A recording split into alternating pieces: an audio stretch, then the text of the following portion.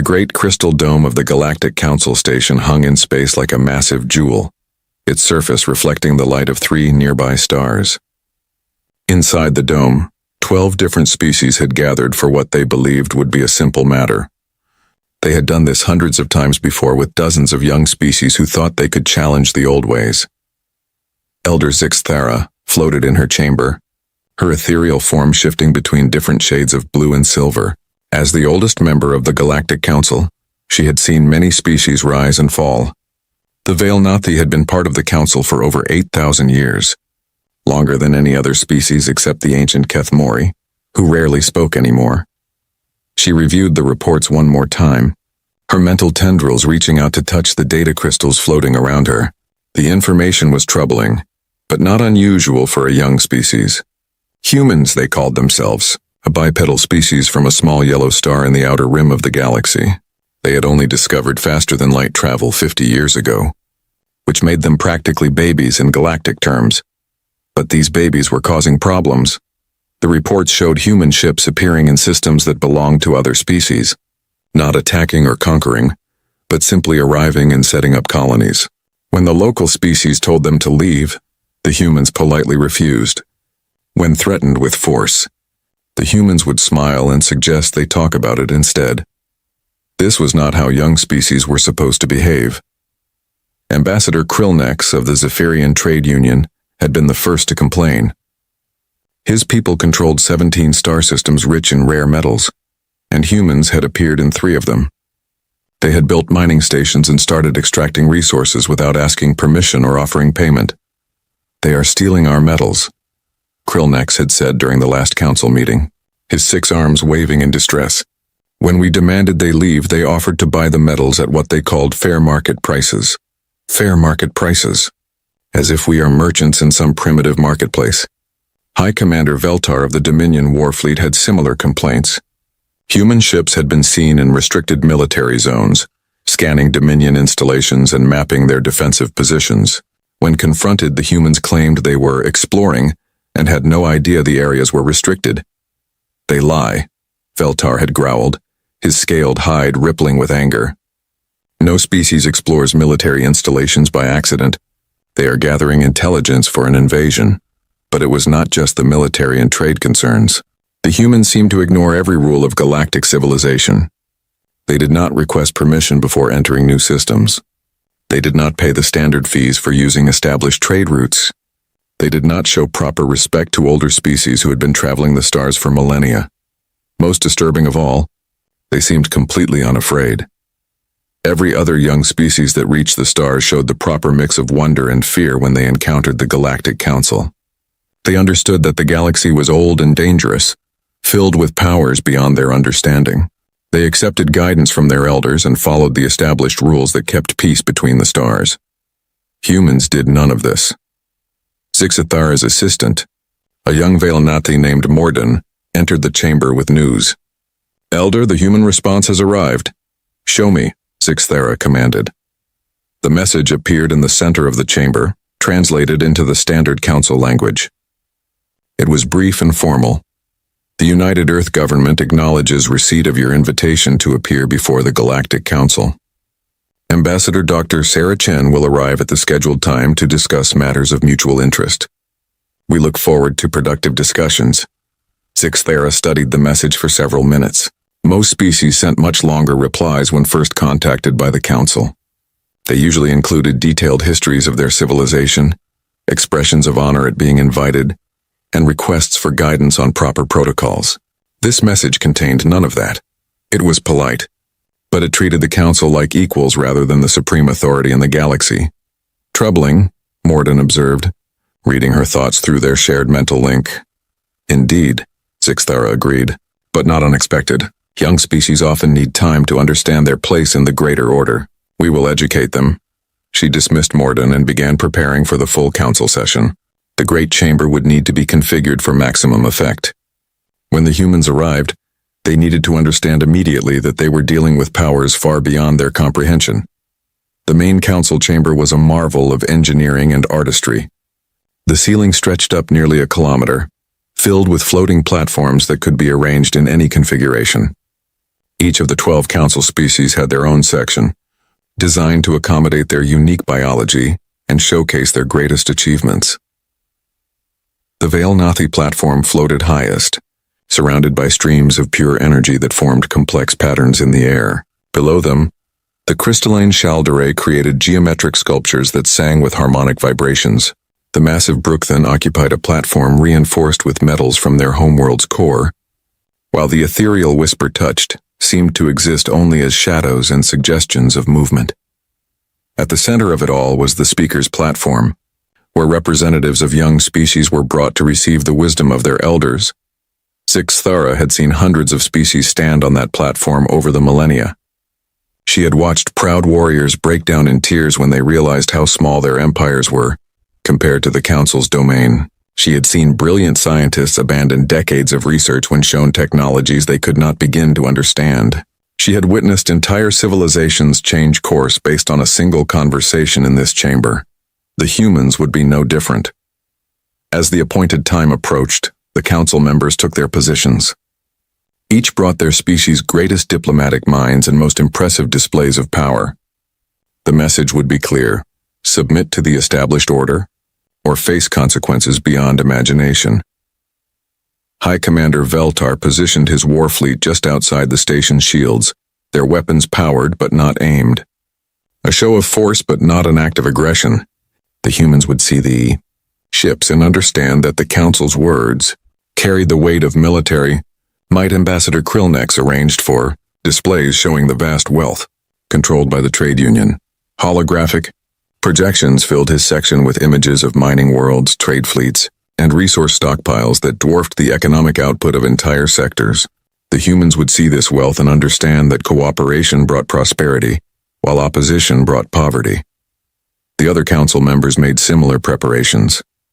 The ancient Kethamori activated artifacts that had been old when most current species were still learning to make fire. The Harmony Seekers began weaving probability streams that would encourage peaceful resolution. The Time Walkers subtly adjusted local causality to ensure the meeting would proceed according to council interests. Everything was prepared. The humans would arrive, see the overwhelming superiority of the council, and accept their place in the galactic order. They would be assigned a small territory in the Outer Rim, given quotas for tribute payments, and placed under the guidance of a senior species who would teach them proper behavior. It was how things had always been done. It was how things would always be done. The first sign that something was different came from the sensor operators. The human ship approaching the station was not what they expected. Council records suggested that human vessels were primitive affairs, barely capable of faster-than-light travel and held together with inferior metallurgy and crude engineering. The ship that arrived was something else entirely. It was smaller than most diplomatic vessels, but it moved through space with a grace that spoke of advanced propulsion systems. Its hull was a dark metal that seemed to absorb sensor beams rather than reflect them. Most surprisingly, it approached the station without requesting docking permission or following standard approach protocols. Unknown vessel, you are entering restricted council space, the station's traffic control transmitted. State your identity and purpose. This is the UES determination carrying Ambassador Chen to her appointment with the Galactic Council, came the reply. The voice was calm and professional, showing no sign of nervousness or awe. We are proceeding to Docking Bay 7 as indicated in your original transmission. You must follow standard approach vectors and submit to scanning, traffic control responded. Negative. We are diplomatic personnel operating under standard diplomatic protocols. We will dock at the assigned bay. Please have someone ready to escort the ambassador to the council chamber. The human ship continued on its direct course, ignoring all attempts at redirection.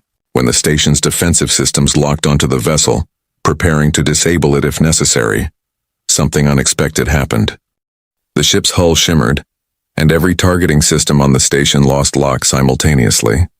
Not destroyed or jammed, simply unable to maintain target acquisition. The ship became functionally invisible to the station's weapons while remaining perfectly visible to sensors and the naked eye. How are they doing that? Demanded Veltar, his military mind immediately recognizing the implications. If human ships could defeat Council targeting systems so easily, what other capabilities did they possess? Unknown technology, replied his tactical officer. Our systems register the ship as present, but cannot establish a firing solution. It is as if the ship exists, but our weapons believe it does not. Sixthara felt the first stirring of unease. Young species were not supposed to have defensive capabilities that could confuse Council technology. The whole point of the Council system was that older species maintained absolute technological superiority over newcomers. But she pushed the concern aside. So the humans had one clever trick. It meant nothing in the face of the Council's overwhelming advantages in every other area. Perhaps it would even make the lesson more valuable. They would see that their small technological innovations were meaningless against truly advanced civilizations. The human ship docked without incident, connecting to the station with an airlock adapter that fit perfectly despite using completely different design standards. Either the humans had obtained detailed specifications of Council stations, or their technology was adaptive enough to interface with alien systems on demand. Both possibilities were troubling, but Sixthara decided not to dwell on them. The important thing was getting the humans into the Council chamber, where they would receive the education they clearly needed. Ambassador Chen and her small team were escorted through the station by a group of Council guards. The guards reported that the humans seemed interested in everything they saw, but showed no signs of intimidation. They asked polite questions about the station's construction and made complimentary remarks about its design. This was also unusual. Most first-time visitors to a Council station were overwhelmed by its size and sophistication. They walked in stunned silence, trying to process the evidence of technologies and capabilities far beyond their own civilization's achievements. The humans acted like tourists visiting an impressive but comprehensible engineering project. As the escort group approached the Council chamber, Sixthara made final preparations. The chamber's systems activated, filling the space with displays of power and majesty accumulated over millennia. The air itself hummed with energies that spoke of forces beyond conventional physics. Everything was ready. The humans would enter, see the assembled might of the galaxy's ruling powers, and understand their place in the cosmic order. The great doors opened, and Ambassador Chen walked into the chamber. She was tall for a human, with dark hair pulled back in a simple style and clothing that was formal but not elaborate. Her small team followed behind her, their expressions alert and professional. They looked around the chamber with interest but not awe. Chen approached the speaker's platform and waited to be addressed, following proper diplomatic protocol. Her posture was confident but respectful, exactly what would be expected from a representative of a minor species seeking accommodation with greater powers. Sixthara allowed herself a moment of satisfaction. Perhaps the humans would be reasonable after all. She activated the chamber's address system, her voice carrying to every corner of the vast space. Ambassador Chen of the human species, you stand before the Galactic Council, the supreme governing body of civilized space. We have summoned you to discuss your species' recent actions and to provide guidance for your future conduct. Chen nodded politely. Thank you, Elder Sixthara. The United Earth government is pleased to have this opportunity for dialogue. The response was perfectly appropriate, but something in the ambassador's tone suggested she viewed this as a meeting between equals, rather than a summons from superiors to subordinate. Sixthara decided to make the power relationship clear from the beginning. Your species has been observed violating established territorial boundaries, ignoring trade regulations, and failing to show proper respect for the authority of elder species. This behavior must cease immediately. I see, Chen replied calmly. Could you provide specific details about these alleged violations? My government will need precise information to address your concerns properly. The word alleged hung in the air like a challenge. Young species were not supposed to question council accusations or demand evidence. They were supposed to accept correction and express gratitude for the opportunity to improve their behavior. Around the chamber, the other council members began to stir with unease. This was not proceeding according to the standard script. Sixthara decided to apply more pressure. The details are not in question, Ambassador. What matters is your species' willingness to accept guidance from civilizations far older and wiser than your own. The galaxy operates according to established principles that have maintained peace for thousands of years. New species must learn their place within this order. Chen listened to this pronouncement with the same professional attention she had shown throughout the exchange. When Sixthara finished speaking, the human ambassador smiled slightly. It was not a submissive smile or an awed smile. It was the smile of someone who had just heard something interesting and was looking forward to responding. "Elder Zixthera," Chen said, her voice carrying clearly through the chamber's acoustic systems. "I believe there may be some misunderstandings here that we should address." The way she said it made it sound like the misunderstandings were on the Council's part, not humanity's. For the first time in 8,000 years of diplomatic service, Elder Zixthera felt genuinely uncertain about how a negotiation with a young species would proceed. And in the depths of her ancient mind, a small voice whispered that perhaps the reports about human behavior had not been exaggerated after all. Dr. Sarah Chen stood on the speaker's platform at the center of the massive council chamber, taking in the display of power arrayed around her. The floating platforms held representatives of 12 ancient species, each surrounded by technology and artistry that spoke of civilizations millions of years older than humanity's first cities. It was, she had to admit, impressive. The Vailnathi platform above her head crackled with pure energy formations that twisted through dimensions her eyes could not quite follow. The crystalline Shaldore sang their communications in harmonics that resonated through the chamber's structure, while the massive Brookthan representatives sat motionless on their reinforced platform, their stone-like bodies radiating an aura of patient strength. Chen's small team stood behind her on the platform, Dr. James Morrison, her scientific advisor, Colonel Patricia Hayes, military attaché, and Dr. Yuki Tanaka, xenopsychology specialist. Each of them wore the same expression of professional interest, studying their surroundings with the attention of experts gathering data, rather than primitives overwhelmed by superior technology. This was exactly the attitude they had planned to project. Humanity might be the newcomers to galactic civilization, but they were not supplicants begging for acceptance. Ambassador Chen, Elder Zixthera's voice echoed through the chamber. "You mentioned misunderstandings. Please elaborate," Chen nodded respectfully. The elder's tone had shifted slightly from the commanding authority she had used earlier. "Good. Uncertainty meant opportunity." "Of course, Elder. The first misunderstanding appears to be regarding territorial boundaries. The systems where human colonies have been established were uninhabited and unclaimed according to our surveys. If other species have claims to these systems, we would appreciate seeing the documentation supporting those claims." A ripple of surprise ran through the chamber. Ambassador Krillnex of the Zephyrian Trade Union leaned forward on his platform, his 6 arms gesturing in agitation. "Unclaimed?" he said, his translator rendering his speech in standard galactic. "Those systems fall within Zephyrian economic zones established over 2,000 years ago." Chen turned to face him directly. "Ambassador Krillnex, could you clarify what you mean by economic zones? Our understanding is that territorial claims require either permanent settlement or clear resource extraction operations. The systems in question showed no evidence of either when our survey teams arrived." "Evidence?" Krillnex's voice rose in pitch. "We have been monitoring those systems for minerals for millennia. Our surveys, our mapping data, our economic projections." "I see," Chen replied calmly. "So these are systems you intended to develop at some future date, but had not yet actually developed. In human understanding, intention to use a resource does not constitute a territorial claim. Actual use does." Dr. Tanaka leaned forward slightly and whispered something to Chen. The ambassador nodded and continued. "Dr. Tanaka points out that under most legal frameworks we are familiar with, unused resources and unclaimed territories are available for development by any party capable of utilizing them. If the Zephyrian Trade Union wishes to contest our development of these systems, we would suggest bringing the matter before an impartial arbitration body." The silence that followed this statement was profound. In the 8,000-year history of the Galactic Council, no young species had ever suggested that the Council's decisions might be subject to review by outside arbitrators. High Commander Veltar broke the silence. "Ambassador Chen, you seem to misunderstand the nature of this gathering.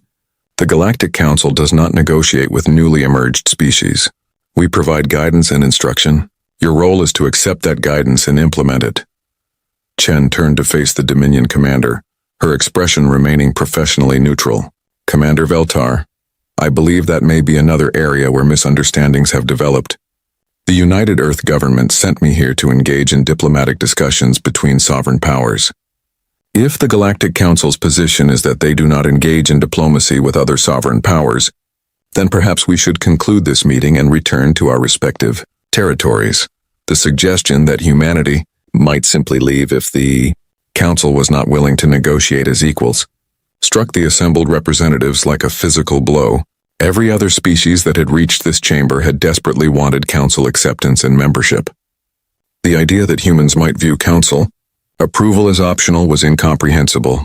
Elder Sixathara's ethereal form shifted through several color changes before settling on a deep blue that Chen's briefing materials indicated signaled confusion and concern. Ambassador, surely you understand that your species is new to galactic civilization. You have much to learn from those of us who have been traveling between the stars for millennia. Wisdom comes with age and experience. Absolutely, Chen agreed readily. Humanity has enormous respect for the achievements of the elder species. We would very much like to learn from your experiences and share our own knowledge in return. That is precisely why we view this as an opportunity for mutually beneficial exchange, rather than instruction from superior to subordinate. Dr. Morrison stepped forward slightly and whispered something to Chen. She nodded and addressed the chamber. Again, Dr. Morrison reminds me that human scientific philosophy holds that knowledge advances through the free exchange of ideas between equals, not through the simple transmission of established doctrine from teacher to student. We have found that even the youngest researchers sometimes develop insights that benefit the most senior scientists. The implications of this statement sent another wave of unease through the council. If humans truly believe that newer did not automatically mean inferior, then they would not accept the fundamental premise upon which the entire council system was based. The ancient Kethmori representative stirred for the first time since the session began. When the Kethmori spoke, reality itself seemed to bend slightly to accommodate their words. Young human, the voice seemed to come from everywhere and nowhere at once. We have walked among the stars since before your world learned to hold fire. We have seen the rise and fall of 10,000 civilizations. What knowledge could you possibly possess that would benefit those who were ancient when your star was born? Chen had been briefed that the Kethmori were among the oldest known species in the galaxy, possibly the oldest. Their technology was based on principles that other species could barely understand, much less replicate. If anyone in the council had a legitimate claim to automatic respect based on age and achievement, it was them. Her response would need to be carefully crafted. Honored Elder, she began, using the most respectful form of address in her repertoire. You are absolutely correct that the Kethmori possess knowledge and wisdom beyond human understanding. We would never presume to suggest that our 50 years of spaceflight could compete with your eons of experience. The Kethmori's form seemed to solidify slightly, perhaps indicating approval of her respectful tone. However, Chen continued, human history has shown us that sometimes the newest perspective can reveal things that familiarity has made invisible. A child seeing something for the first time occasionally notices details that escape experts who have studied the same thing for years. She paused, letting that settle, then added, We offer our perspective not because it is superior to yours, but because it is different. Diversity of viewpoint strengthens understanding, even when that diversity includes viewpoints that are young and inexperienced. The Kethmori considered this for a long moment. When they spoke again, their voice held a note of curiosity. Give us an example, young human. What has your inexperienced perspective revealed that our ancient wisdom might have missed? Chen had hoped for this opening. She gestured to Dr. Morrison, who activated a small holographic projector he had been carrying. The projection appeared in the center of the platform, showing a three-dimensional star chart. This is a map of faster-than-light travel routes in this galactic sector, Chen explained. The colored lines show established routes used by various species. For trade and communication, the map showed the familiar pattern of interstellar travel, routes connecting major systems and efficient networks, with vast empty areas representing the spaces between civilizations. As newcomers to galactic civilization, we found this pattern puzzling, Chen continued. The routes seemed to ignore vast regions of space that appeared perfectly suitable for travel and settlement. We initially assumed this was because those regions were dangerous or difficult to navigate, she gestured, and the map updated to show additional routes marked in a different color. These are the routes human exploration teams have been using. We discovered that many of the empty regions contain perfectly usable systems, often with resources that are rare in more established areas of the galaxy. High Commander Veltar leaned forward, studying the map. Those regions have been surveyed before. They were determined to be unsuitable for development. That is what we initially assumed as well, Chen replied. But when we investigated the survey reports, we found something interesting. The surveys were conducted thousands of years ago, using the technology and criteria available at that time. What was unsuitable for development then might be perfectly suitable now, with modern technology. Dr. Morrison stepped forward to provide technical details. For example, systems with high radiation levels were marked as uninhabitable, but current shielding technology makes such radiation manageable. Systems with unstable gravitational fields were avoided, but modern navigation computers can calculate safe passage routes through such fields. Chen reclaimed the center of attention. Our fresh perspective allowed us to look at old data with new eyes. We found dozens of systems that were written off as unusable but are actually quite valuable when approached with current capabilities, rather than ancient limitations. The chamber fell silent as the council members absorbed this information. If the humans were correct, it meant that vast regions of the galaxy that had been ignored for millennia might actually be prime territory for expansion and development. It also meant that a species with 50 years of spaceflight experience had identified opportunities that civilizations with millions of years of experience had missed. Ambassador Krillnex was the first to recover from the shock. Even if this is true, he said, it does not change the fact that your species is expanding without proper authorization.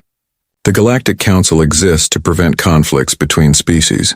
Uncontrolled expansion leads to territorial disputes and war. Chen nodded thoughtfully. That is an excellent point, Ambassador. Preventing conflicts is indeed important. However, we would argue that the current system may actually create more conflicts than it prevents. This statement caused an immediate uproar.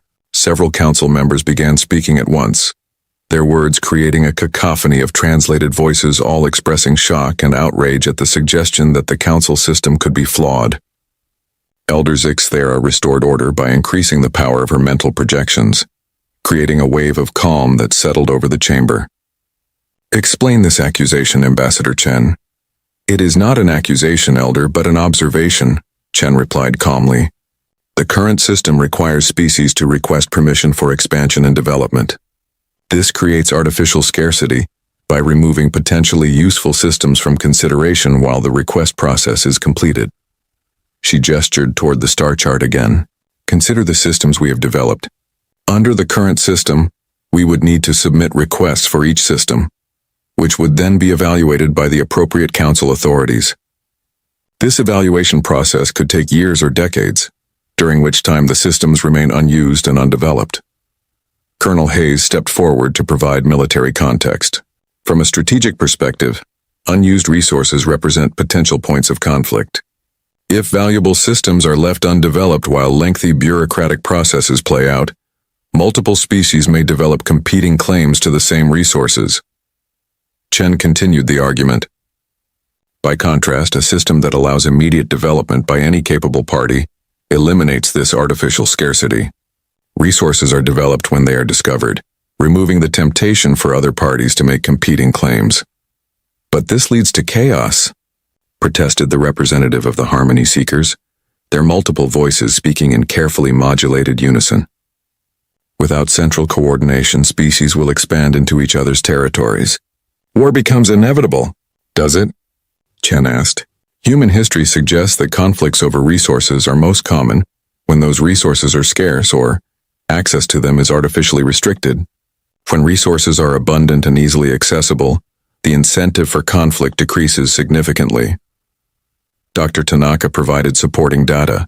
Our xenopsychology studies indicate that most intelligent species prefer cooperation to conflict, when cooperation provides better outcomes. The key is ensuring that cooperation does provide better outcomes than conflict. Chen brought the argument to its conclusion. The vast regions of unexplored space that we have been discussing represent an abundance of resources and territory.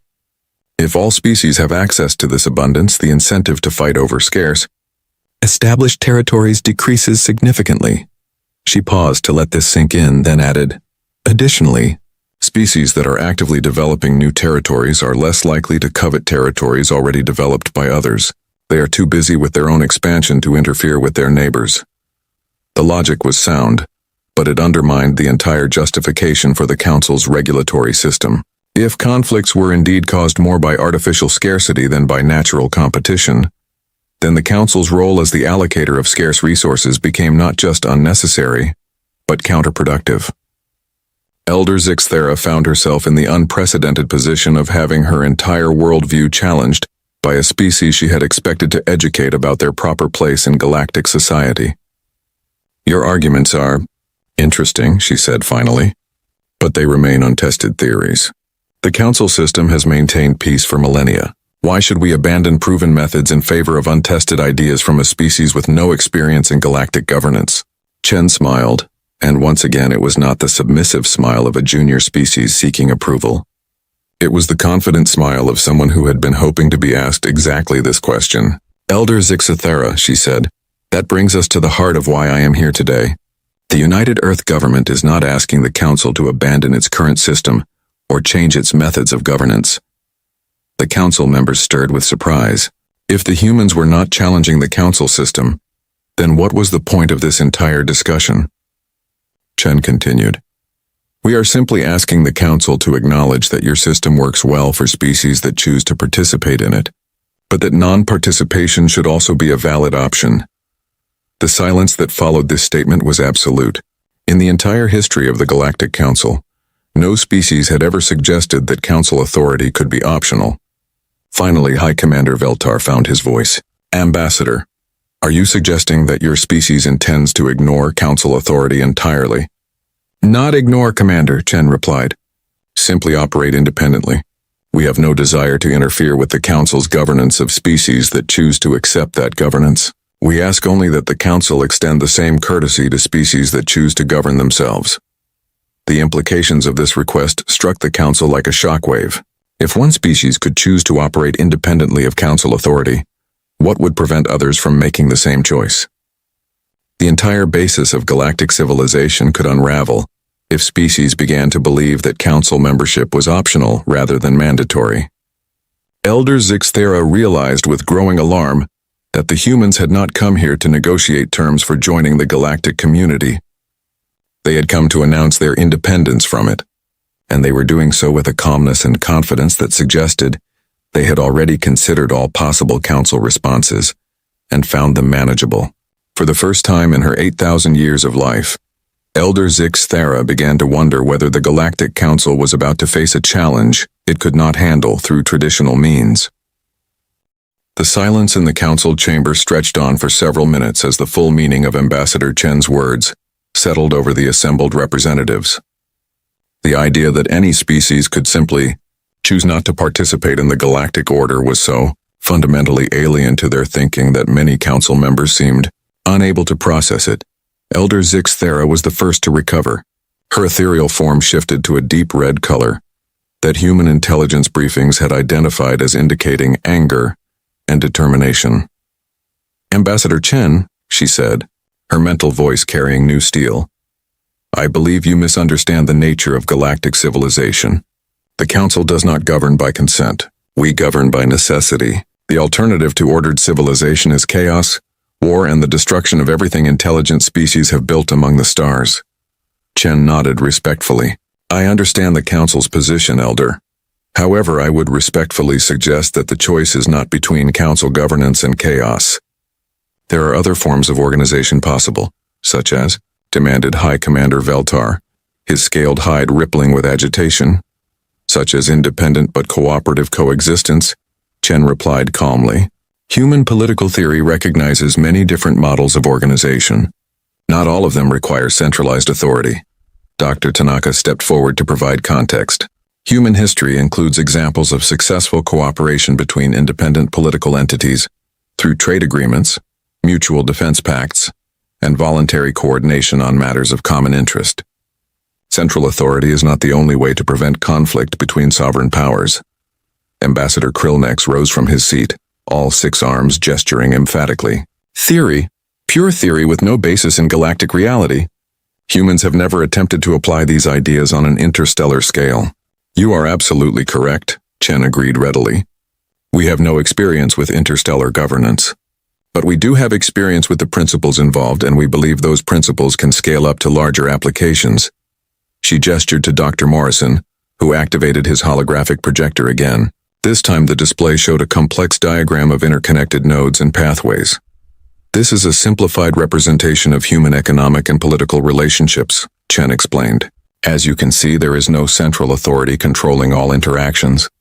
Instead, there are multiple independent entities that choose to cooperate or compete based on their individual interests and capabilities. The diagram shifted, showing how resources and information flowed between the nodes without central coordination. The key insight is that order can emerge from the voluntary interactions of independent agents, without requiring a controlling authority to impose that order from above. Chen continued. Elder Zixthara studied the diagram with growing unease. If the humans were correct about emergent order, it meant that the Council's role as the supreme governing authority was not actually necessary for galactic civilization to function. Even if such a system could theoretically work, she said, it would require all participants to act rationally and in good faith. History shows that not all species are capable of such behavior. True, Chen acknowledged. But history also shows that species acting irrationally or in bad faith tend to be self-limiting. They either learn better behavior through experience, or they eliminate themselves from the system through their own poor choices.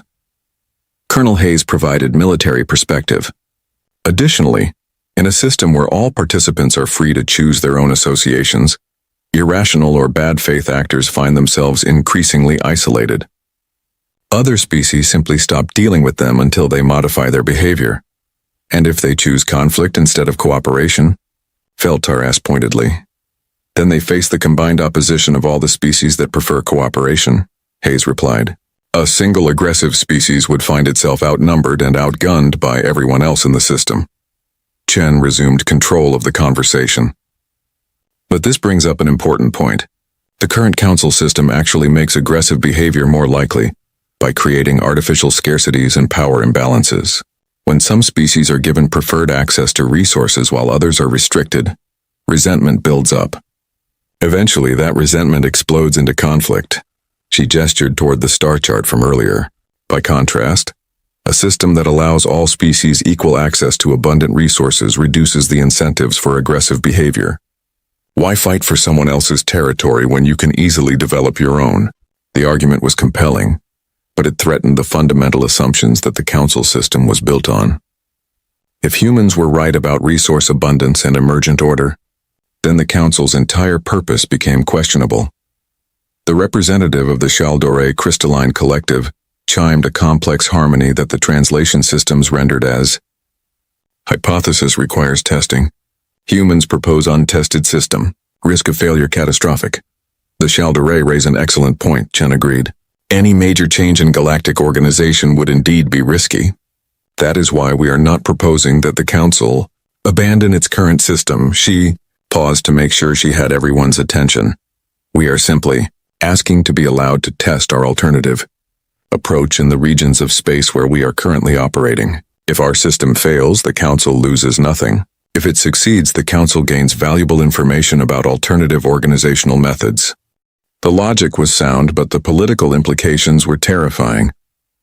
If the human system succeeded, other species might choose to abandon Council authority in favor of independence. The Council could find itself governing an ever-shrinking portion of galactic civilization. Elder Zixthara decided it was time to make the power relationship clear. Ambassador Chen, you speak as though humanity has a choice in this matter. The Council has been patient with your species' violations of galactic law, but that patience has limits. We have the power to enforce compliance if voluntary cooperation is not forthcoming. The threat was implicit, but unmistakable. Submit to Council authority or face the consequences. Chen's expression remained calm and professional, but something in her posture shifted slightly. Dr. Morrison and Colonel Hayes moved almost imperceptibly to positions that would allow them to respond quickly to any threat. Elder Zixthara, Chen said quietly, are you suggesting that the Council intends to use force against human colonies and vessels? I am suggesting that the Council has the authority and capability to enforce galactic law, Zixthera replied. How that enforcement is carried out depends largely on how cooperative the subject species chooses to be. Chen nodded thoughtfully. I see. In that case, I should probably share some information that may be relevant to the Council's decision-making process. She made a small gesture, and Dr. Morrison activated his projector again. This time the display showed technical specifications and performance data. These are the actual capabilities of current human vessels and defensive systems, Chen said matter-of-factly. Not the capabilities the Council believes we possess based on your intelligence estimates, but our real capabilities. The data scrolling through the holographic display caused audible gasps from several Council members. The human ships were not primitive, barely functional vessels held together with inferior technology. They were sophisticated machines with capabilities that matched or exceeded anything in the Council's arsenal. High Commander Veltar leaned forward, studying the display intently. These specifications cannot be accurate. Your species has only had faster-than-light travel for 50 years. 53 years, actually, Dr. Morrison corrected. And those have been very productive years. Humans have a saying, necessity is the mother of invention. When we discovered that the galaxy was already populated by species with millions of years of technological development, we knew we needed to advance very quickly or risk being permanently relegated to inferior status. Chen continued the explanation. We also had advantages that more established species might not have possessed. We approached galactic technology with no preconceptions about how things were supposed to work. This allowed us to find solutions that more experienced engineers might have overlooked. The display showed detailed schematics of human ships, including their defensive systems. Colonel Hayes provided military analysis. The stealth capabilities you observed when our ship arrived are just one example. Human vessels use adaptive camouflage that makes them effectively invisible to most sensor arrays. Our weapon systems are based on principles that most galactic species have not encountered before. Our defensive systems can neutralize most known attack methods. Chen added the political implications. What this means in practical terms is that any attempt to enforce Council authority against human settlements or vessels would be significantly more difficult and costly than the Council might anticipate. Elder Zixthera felt a chill run through her ethereal form. If the humans possessed military technology that could challenge the Council's forces, then the entire balance of power in the galaxy was different than she had believed. Even if your technology is as advanced as you claim, she said, you are still one species against 12. The Council has resources and allies throughout the galaxy. That is absolutely true, Chen agreed readily. Humanity could not win a full-scale war against the entire Council alliance. But we would not need to win such a war. We would only need to make it too expensive to be worthwhile, Colonel Hayes elaborated. Modern military doctrine recognizes that victory does not always require defeating your opponent. Sometimes it is sufficient to raise the cost of aggression above the value of the objective being pursued. Chen brought the argument to its conclusion. The Council could certainly defeat humanity in an extended conflict, but doing so would require committing significant military resources for an extended period, during which time those resources would not be available for other purposes. The question the Council must ask is whether enforcing compliance from one minor species is worth the cost and resources, attention and political capital. She paused, then added, especially when that species is asking only to be left alone to develop unused regions of space that the Council has shown no interest in claiming. The calculation was brutal, but undeniable. Even if the Council could force human compliance, doing so would be expensive and time-consuming, with very little benefit to show for the effort. But there was a larger issue at stake. As the ancient Keth Mori pointed out, young human, their timeless voice echoed through the chamber. You speak of costs and benefits as though this were merely an economic transaction. But precedent matters. If one species may choose to ignore Council authority, others will make the same choice. The system that has maintained peace for millennia will collapse. Chen turned to face the ancient being with obvious respect. Honored Elder, that is indeed the crucial question. But I would suggest that a system that can only maintain itself through coercion is already unstable. True stability comes from systems that people choose to participate in, because participation benefits them. not because they are forced to participate. She gestured toward the assembled council representatives. Every species represented in this chamber presumably continues to participate in the council system because they find that participation serves their interests better than independence would. That is genuine stability. Dr. Tanaka provided supporting analysis.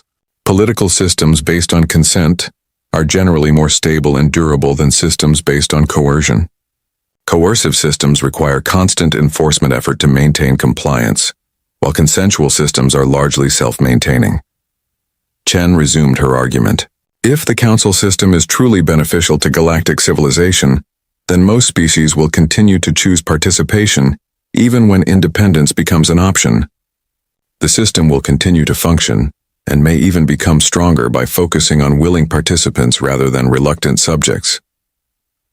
The Kethmori considered this for a long moment. And if many species choose independence? If the Council finds itself governing only a small fraction of galactic civilization, then perhaps that would indicate that the Council system needs to evolve to better serve the needs of modern galactic civilization. Chen replied diplomatically. The implication was clear. If species abandoned the Council when given a choice, the problem might be with the Council system rather than with the species choosing to leave. Elder Zixthara realized that the humans had backed the Council into a logical corner. Every argument for maintaining the current system could be turned around to support the human position. Claims about stability and order could be met with counterclaims about consent and evolution. Threats of force could be met with calculations of cost and benefit. Most disturbingly, the humans seem to have anticipated every possible Council response and prepared counter-arguments for all of them. Ambassador Chen, she said finally, you present your arguments very skillfully, but ultimately this comes down to a simple question. Will humanity submit to Council authority, or will you continue your current path of independent action? Chen's expression remained professionally neutral, but her voice carried a note of finality when she replied, Elder Zixthara, the United Earth government has authorized me to inform the Council of our position clearly and without ambiguity. She straightened to her full height, and for the first time since entering the chamber, she looked less like a diplomat seeking accommodation and more like a representative of a sovereign power making a formal declaration. Humanity recognizes the Galactic Council as the legitimate government of those species that choose to accept its authority. We have no desire to interfere with that governance or challenge the Council's decisions regarding its member species. The chamber held its breath as Chen continued. However, humanity does not choose to accept Council authority over human affairs. We will continue to expand, develop, and govern ourselves according to our own judgment and capabilities. We hope this can be done in a spirit of peaceful coexistence with all galactic civilizations, but we will not subordinate human interests to external authority, regardless of the consequences. The declaration hung in the air like a sword falling. For the first time in the history of galactic civilization, a species had formally rejected Council authority and announced their intention to proceed independently. And they had done so with a confidence that suggested they believed they could make that independence stick, regardless of what the Council chose to do about it. In the stunned silence that followed, every member of the Galactic Council began to realize that they were no longer dealing with a young species that needed guidance. They were facing an equal that had chosen to be a competitor. The silence following Ambassador Chen's declaration stretched for what felt like an eternity. The concept of formal rejection of Council authority was so unprecedented that none of the assembled representatives seemed capable of formulating an immediate response. Even the ancient Kethmori, who had witnessed the rise and fall of civilizations across eons, appeared stunned by the calm finality of the human position. Elder Zixthara was the first to break the silence, her ethereal form cycling rapidly through colors that indicated deep agitation and disbelief. Ambassador Chen, she said, her mental voice carrying undertones of barely controlled panic, I do not believe you fully comprehend what you are suggesting. No species in galactic history has ever attempted to exist independently of the established order. The very concept is unthinkable. Chen nodded respectfully. I understand that this is unprecedented, Elder. Change is always difficult, especially change to systems that have been stable for long periods. But human experience suggests that even the most stable systems eventually need to evolve. This is not evolution, High Commander Veltar interjected, his scaled hide now showing the deep red patterns that indicated extreme agitation. This is revolution. You are proposing to overturn the fundamental structure of galactic civilization. Not overturn, Commander, Chen replied calmly. Expand. We are proposing to add a new option to galactic civilization, not eliminate existing options. Dr. Tanaka stepped forward to provide context. Human political development has shown that systems become stronger and more stable when they can accommodate diversity rather than requiring uniformity. The addition of new approaches often benefits everyone, even those who continue using traditional methods. Ambassador Krillnex had been silent during this exchange, but now his 6 arms began moving in the complex gestures that indicated deep calculation among his species. When he spoke, his voice carried a note of dawning horror. You have been planning this, he said. All of your expansion, all of your violations of established protocol. This has been a coordinated strategy leading to this moment. Chen's expression did not change, but something in her posture suggested that Krillnex had identified something important. Could you elaborate on that observation, Ambassador Krillnex?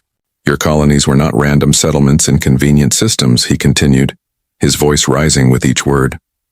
You deliberately chose systems that were technically unclaimed, but economically valuable. You forced us to either ignore your violations or confront them directly, with no middle options available. Dr. Morrison activated his holographic projector, displaying a strategic map of human expansion. The pattern was now clearly visible. Human colonies formed a rough sphere of influence that encompassed dozens of resource-rich systems while avoiding direct confrontation. With established council territories, you also timed your expansion to coincide with political tensions within the council. Krillnex continued, his analysis growing more detailed and more alarmed. The Zephyrian Trade Union was dealing with internal economic disputes. The Dominion Warfleet was engaged in border skirmishes with the Hive Collective. The other council members were distracted by their own concerns. Colonel Hayes provided military perspective. Sound strategic planning requires understanding the operational environment and timing actions for maximum effectiveness. Any competent military or political organization would do the same. But this means... Elder Zixthera began, then trailed off as the full implications became clear. This means that humanity has been studying the Council for decades, Chen confirmed. Learning your capabilities, analyzing your decision-making processes, identifying your strengths and weaknesses, we have approached this situation with the same methodical preparation that we would bring to any complex challenge. The admission sent shockwaves through the chamber. The idea that a young species might have been systematically analyzing the Council for purposes of future confrontation was terrifying to beings who had grown accustomed to being the analyzers rather than the analyzed, the representative of the harmony seekers. Their multiple voices, usually perfectly coordinated, spoke with noticeable discord. Deception, manipulation. You have been manipulating Council responses for years? Not manipulation, Chen replied firmly. Strategic planning based on accurate intelligence. We made no attempts to deceive the Council about our actions. We simply chose our actions carefully to achieve our desired objectives. Dr. Tanaka elaborated. Human diplomatic doctrine distinguishes between deception, which involves providing false information, and strategic communication, which involves choosing what true information to share and when to share it. We have practiced strategic communication, not deception. Elder Zixthera's form had shifted to a pale blue that indicated profound shock. How long? She asked quietly. How long have you been studying us? Systematic intelligence gathering began approximately 15 years ago, Chen replied. Initial analysis suggested that eventual contact with galactic civilization was inevitable, so we began preparing for various scenarios. 15 years, Veltar repeated, his voice hollow. You have been preparing for this confrontation for 15 years. Not confrontation, Chen corrected. Contact. We prepared for various forms of contact, from complete submission to complete independence with many options in between. Confrontation was only one possible scenario. Colonel Hayes provided additional detail. Military doctrine requires planning for all possible outcomes, including those you hope to avoid. We prepared for conflict while working to make cooperation the more attractive option for all parties. The ancient Kethmori stirred, their timeless voice carrying new undertones of respect mixed with concern. "Show us," they commanded. "Show us what you learned about us during your preparations." Chen hesitated for a moment, then nodded to Dr. Morrison. The holographic display changed to show detailed intelligence profiles of each council species. The information was comprehensive and eerily accurate. Human analysis had identified the economic weaknesses of the Zephyrian Trade Union, the strategic vulnerabilities of the Dominion war fleet, the political fractures within the Chaldere Collective, and the psychological drivers of each major council member. Most disturbing of all, the analysis included detailed assessments of how each species would likely respond to various human actions, complete with probability estimates and contingency plans. "You know us better than we know ourselves," whispered the representative of the whisper touched, their shadowy form seeming to diminish as they spoke. "In some ways, perhaps," Chen acknowledged. "External observation sometimes reveals patterns that are invisible to those inside the system. But our analysis also has limitations. We can observe behavior and make predictions, but we cannot fully understand the internal experience of being a member of your species." Dr. Tanaka provided context. Human intelligence analysis focuses on predicting behavior rather than understanding motivation. We developed models of what the Council would likely do in various situations, but those models may not accurately reflect why you would choose those actions. The distinction offered little comfort to the Council members, who were seeing their most closely guarded secrets and vulnerabilities displayed with clinical precision. Ambassador Krillnex was studying the economic analysis of his own species with growing alarm. "These projections of our resource needs, these assessments of our trade vulnerabilities. How did you obtain this information?" "Publicly available data mostly," Dr. Morrison replied. "Trade statistics, fleet movements, public statements by government officials, economic indicators. Humans have developed sophisticated analytical techniques for extracting strategic intelligence from open sources. But some of this information is classified at the highest levels of government," Krillnex protested. Chen's expression remained neutral. Human intelligence doctrine recognizes that truly classified information is rarely necessary for strategic planning. Most important decisions are driven by factors that can be deduced from patterns in publicly available information. The implication was clear. The Council's security was based on assumptions about information control that humans had found ways to circumvent without ever accessing truly secret data. High Commander Veltar had been studying the military analysis of Dominion forces. His expression grew increasingly grim as he absorbed the details. "You have identified weaknesses in our defensive formations that our own strategists have not recognized," he said finally. Colonel Hayes nodded. "External perspective often reveals tactical problems that become invisible to those who developed the original formations. This is why most human military organizations conduct regular exercises with outside observers." "But this means you could—" Veltar began, then stopped as he realized he was about to reveal additional vulnerabilities. "It means we understand your capabilities well enough to avoid direct confrontation," Hayes completed diplomatically. "Our goal has always been to make conflict too costly to be worthwhile for either side." Elder Zixthara finally found her voice again. "This is all very impressive," she said, her mental tone carrying bitter resignation. "But what is your purpose in revealing this information? Are you attempting to intimidate us with your knowledge of our weaknesses?" "Not intimidate, Elder," Chen replied. "Educate. We want the Council to understand that humanity's position is not based on naive optimism or ignorant defiance. We have made our choice with full knowledge of the likely consequences." She gestured toward the intelligence displays. "This information demonstrates that we understand the risks we are taking. We know that the Council has the power to make our independence very difficult and very expensive to maintain. We have chosen to proceed anyway because we believe the benefits of independence outweigh those costs." Dr. Tanaka added context. "Game theory suggests that negotiations are most productive when all parties have accurate assessments of each other's capabilities and motivations. We are sharing this information to ensure that future interactions are based on realistic understanding rather than false assumptions." The logic was sound, but the psychological impact was devastating. The council members were confronting the realization that their supremacy was based more on assumption than on actual capability, and that at least one species had developed the knowledge and confidence to challenge that supremacy. The Harmony Seekers spoke again, their voices now carrying tones of genuine curiosity rather than distress.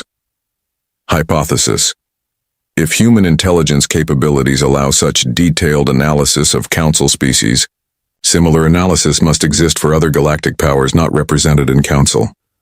Chen nodded. That is correct. We have developed intelligence profiles for most significant galactic civilizations, including several that operate independently of the council. This admission caused another wave of shock.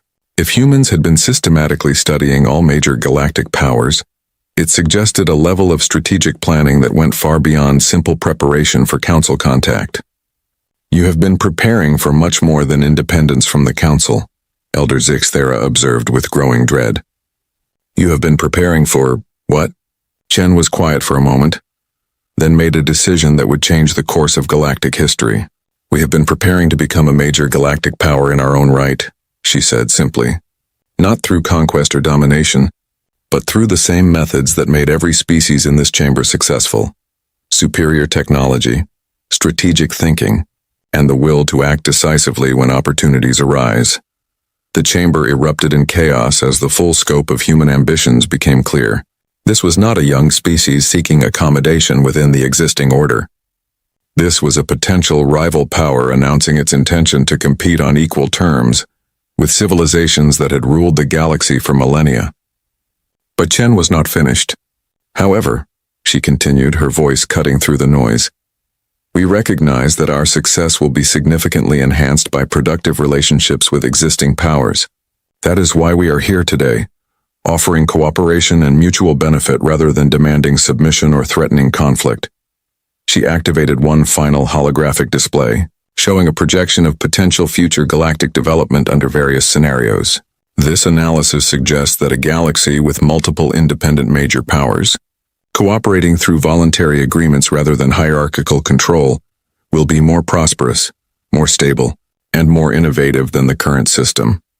The projection showed increased resource development, accelerated technological advancement, and reduced conflict under the proposed multipolar system. We are not asking the Council to abandon its current approach, Chen concluded. We are asking for the opportunity to demonstrate that alternative approaches can work, and can work to everyone's benefit. In the stunned silence that followed, every member of the Galactic Council began to grapple with a new and terrifying reality. Humanity was not just rejecting Council authority, they were proposing to replace it. 6 months after Ambassador Chen's historic address to the Galactic Council, Elder Zixthara floated in her private chamber aboard the Council station, surrounded by streams of data that painted a picture she could barely comprehend. Every report, every intelligence briefing, every communication from Council territories brought news that challenged everything she had believed about galactic civilization. The humans had kept their word. They had made no aggressive moves against Council territories, launched no attacks on Council shipping, and issued no ultimatums to Council member species. They had simply continued doing exactly what they had been doing before the meeting, expanding into unclaimed systems, developing new technologies, and building their civilization according to their own vision. But the scale and speed of that expansion was beyond anything the Council had imagined possible. The latest intelligence reports showed human colonies in over 300 systems, many of them in regions that Council scientists had deemed uninhabitable or impossible to reach. Humans had built settlements in the crushing gravity wells of neutron stars, using the intense magnetic fields to power exotic manufacturing processes. They had established mining operations inside nebulae, extracting rare elements from the stellar nurseries where new stars were born. They had even constructed research stations in the ergospheres of black holes, somehow using the warped space-time itself as a source of energy. Each new human settlement was a demonstration that the established limits of galactic civilization were not limits at all, but simply boundaries that no one had bothered to cross. More disturbing were the technological advances that accompanied this expansion. Human ships that had been impressive 6 months ago now seemed primitive, compared to the vessels emerging from their shipyards. The newest human designs incorporated technologies that Council scientists could not even classify, let alone understand. The humans called them impossible ships, and the name was appropriate. They moved through space in ways that violated known principles of physics, survived in environments that should have destroyed them instantly, and accomplished tasks that required capabilities no single vessel should have been able to possess.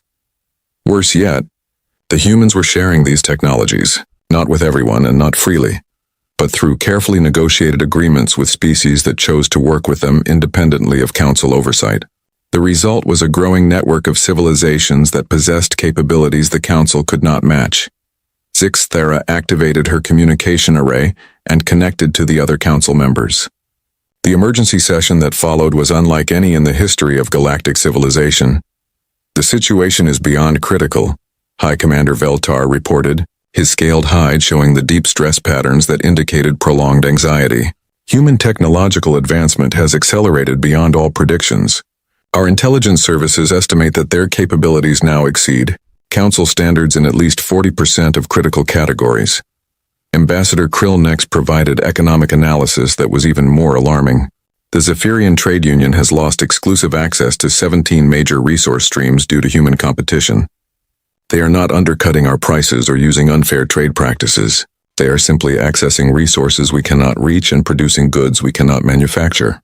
Worse, he continued, 3 of our member species have begun requesting modifications to their trade agreements.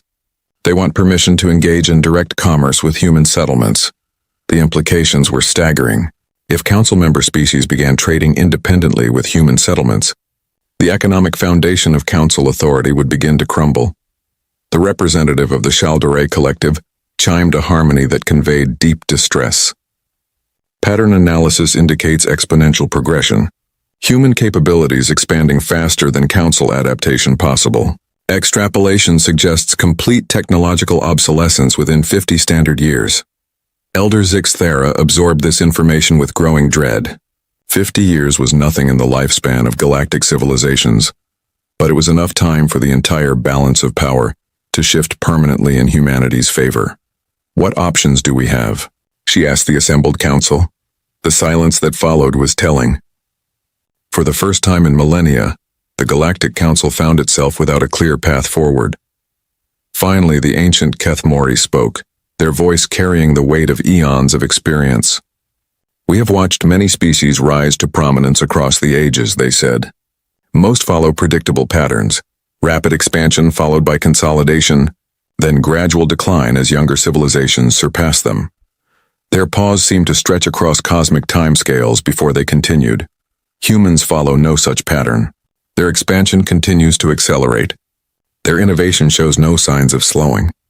They appear to have found ways to avoid the entropy that claims all civilizations eventually. The admission that even the oldest known species in the galaxy could not predict human development. Patterns was deeply disturbing. To the other council members, Elder Zixthera made a decision that she knew would be controversial. "I propose that we send a formal diplomatic mission to the human government, not to demand submission or threaten consequences, but to explore the possibility of accommodation." The reaction was immediate and explosive. Several council members began speaking at once, their voices creating a cacophony of outrage and disbelief. "Accommodation?" Veltar roared. "We are the Galactic Council. We do not accommodate upstart species. The precedent would destroy us," Krill next added. "If we formally recognize human independence, every species in the galaxy will demand the same treatment." But the Kethmori's ancient voice cut through the protests. "Pride is a luxury that dying civilizations cannot afford," they said with devastating directness. "The choice is not between maintaining our authority and accommodating the humans. The choice is between negotiating from a position of relative strength now, or capitulating from a position of absolute weakness later." The brutal honesty of this assessment silenced the chamber. Even the most ardent defenders of council supremacy could not argue with the mathematical reality of their declining position relative to human capabilities. Elder Zixthera pressed her advantage. The humans offered cooperation 6 months ago. They may still be willing to honor that offer, but only if we approach them as equals rather than as superiors attempting to grant them concessions. 3 weeks later, a council diplomatic mission arrived at the human capital world of New Geneva. The delegation was led by Elder Zixthera herself, accompanied by representatives from each major council species. It was the first time in galactic history that the council had sent a formal diplomatic mission to a non-member species requesting negotiations. The human response was both gracious and significant. President Maria Santos of the United Earth Government met the delegation personally, with full ceremonial honors appropriate for visiting heads of state. The message was clear. Humanity was treating the council as equals, not as former superiors seeking reconciliation. The negotiations that followed lasted for 6 weeks and covered every aspect of human-council relations. The humans presented a comprehensive framework for cooperation that addressed trade, technology sharing, territorial boundaries, and dispute resolution. What was most remarkable about the human proposal was its generosity. Despite holding most of the advantages in the negotiation, humanity offered terms that allowed the council to maintain dignity while adapting to new realities. The final agreement, known as the New Geneva Accords, established humanity as an independent major power while preserving the council's authority over member species that chose to remain within the traditional system. It created mechanisms for cooperation between the human sphere of influence and council territories, while preventing conflicts over territorial or resource disputes. Most importantly, it established principles for how galactic civilization would function with multiple independent major powers, rather than a single supreme authority. 6 months after the signing of the New Geneva Accords, Elder Zixthera reviewed the results of the new system. The data was remarkable. Galactic economic output had increased by 37%. Technological advancement had accelerated across all major civilizations, and armed conflicts had decreased to the lowest levels in recorded history. The humans had been right about resource abundance eliminating most causes of conflict. With access to previously unreachable systems and technologies, species found cooperation more profitable than competition. More surprisingly, the Council itself had benefited from the changes. Freed from the burden of managing every aspect of galactic civilization, Council member species could focus on their own development and specialization.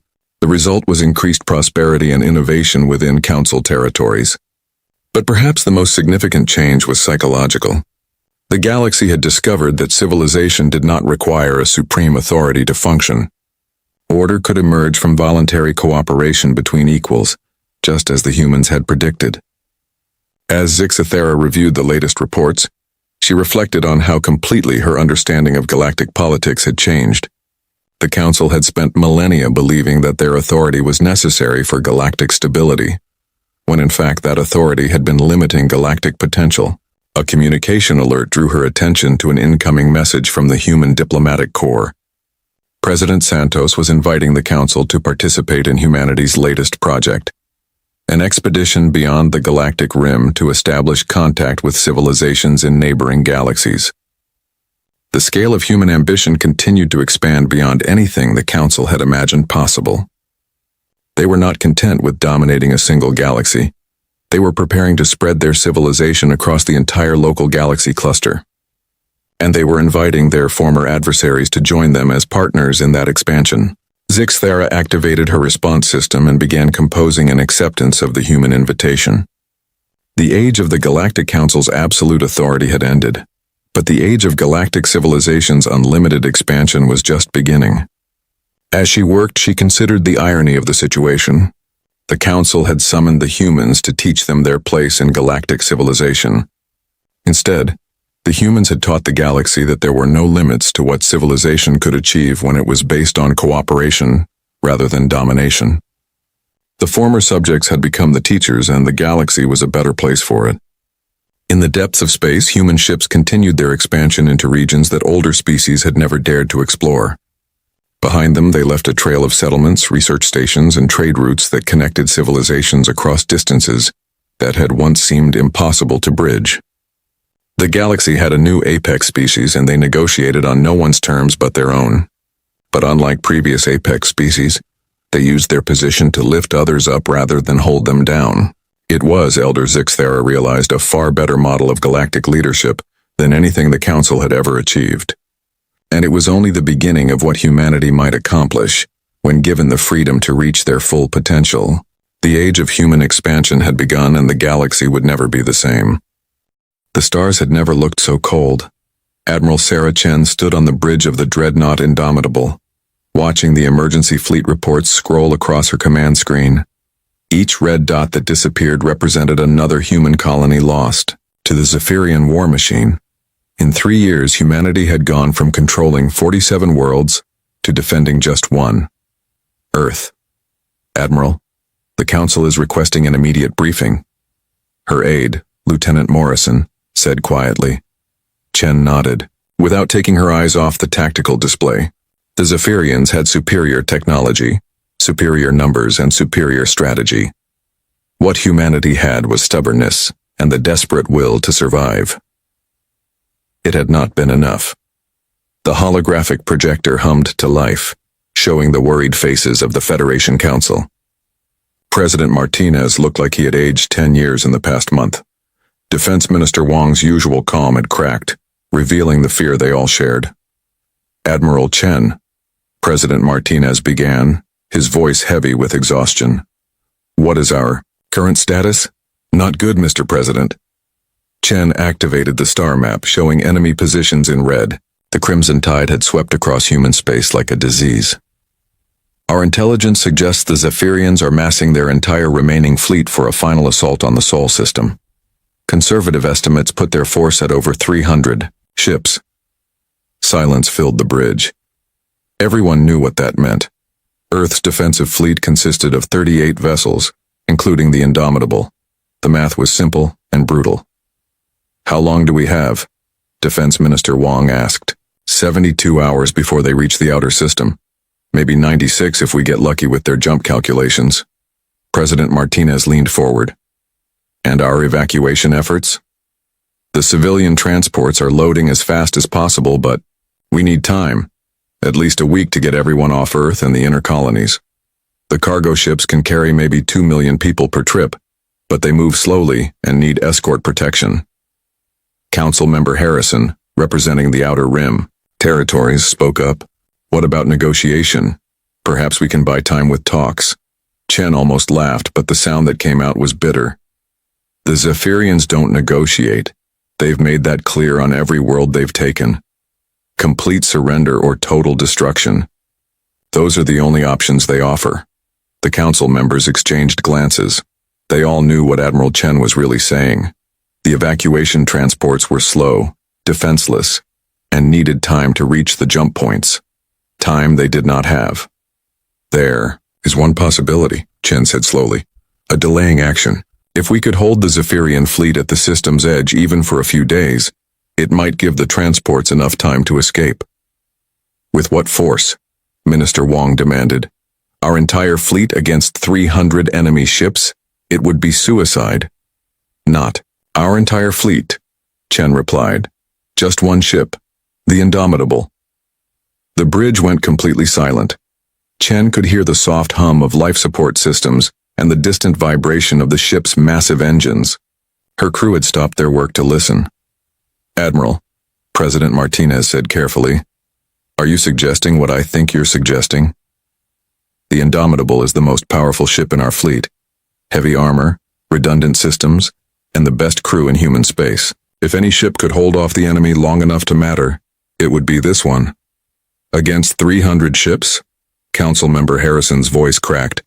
That's not a delaying action, Admiral. That's a death sentence. Chen looked around her. Bridge. These men and women had served with her for 3 years. They had fought in every major battle of the war. They had seen friends die and worlds burn, but they had never given up. Sometimes that's what duty requires, she said simply.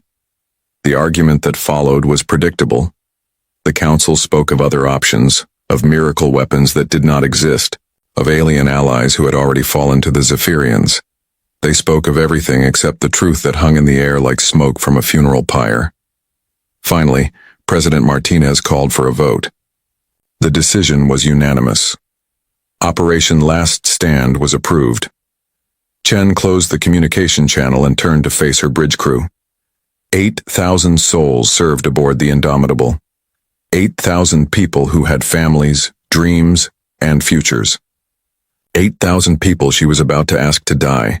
"All hands, this is the Admiral," she announced over the ship's communication system.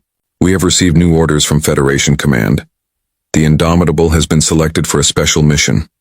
All department heads report to Conference Room Alpha in 30 minutes. Admiral out." She walked to her private office behind the bridge and sat down heavily in her chair.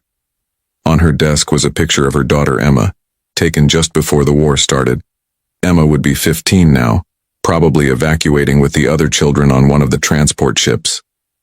If Chen did her job right, Emma would live to see 16. The meeting with the department heads was harder than the council briefing.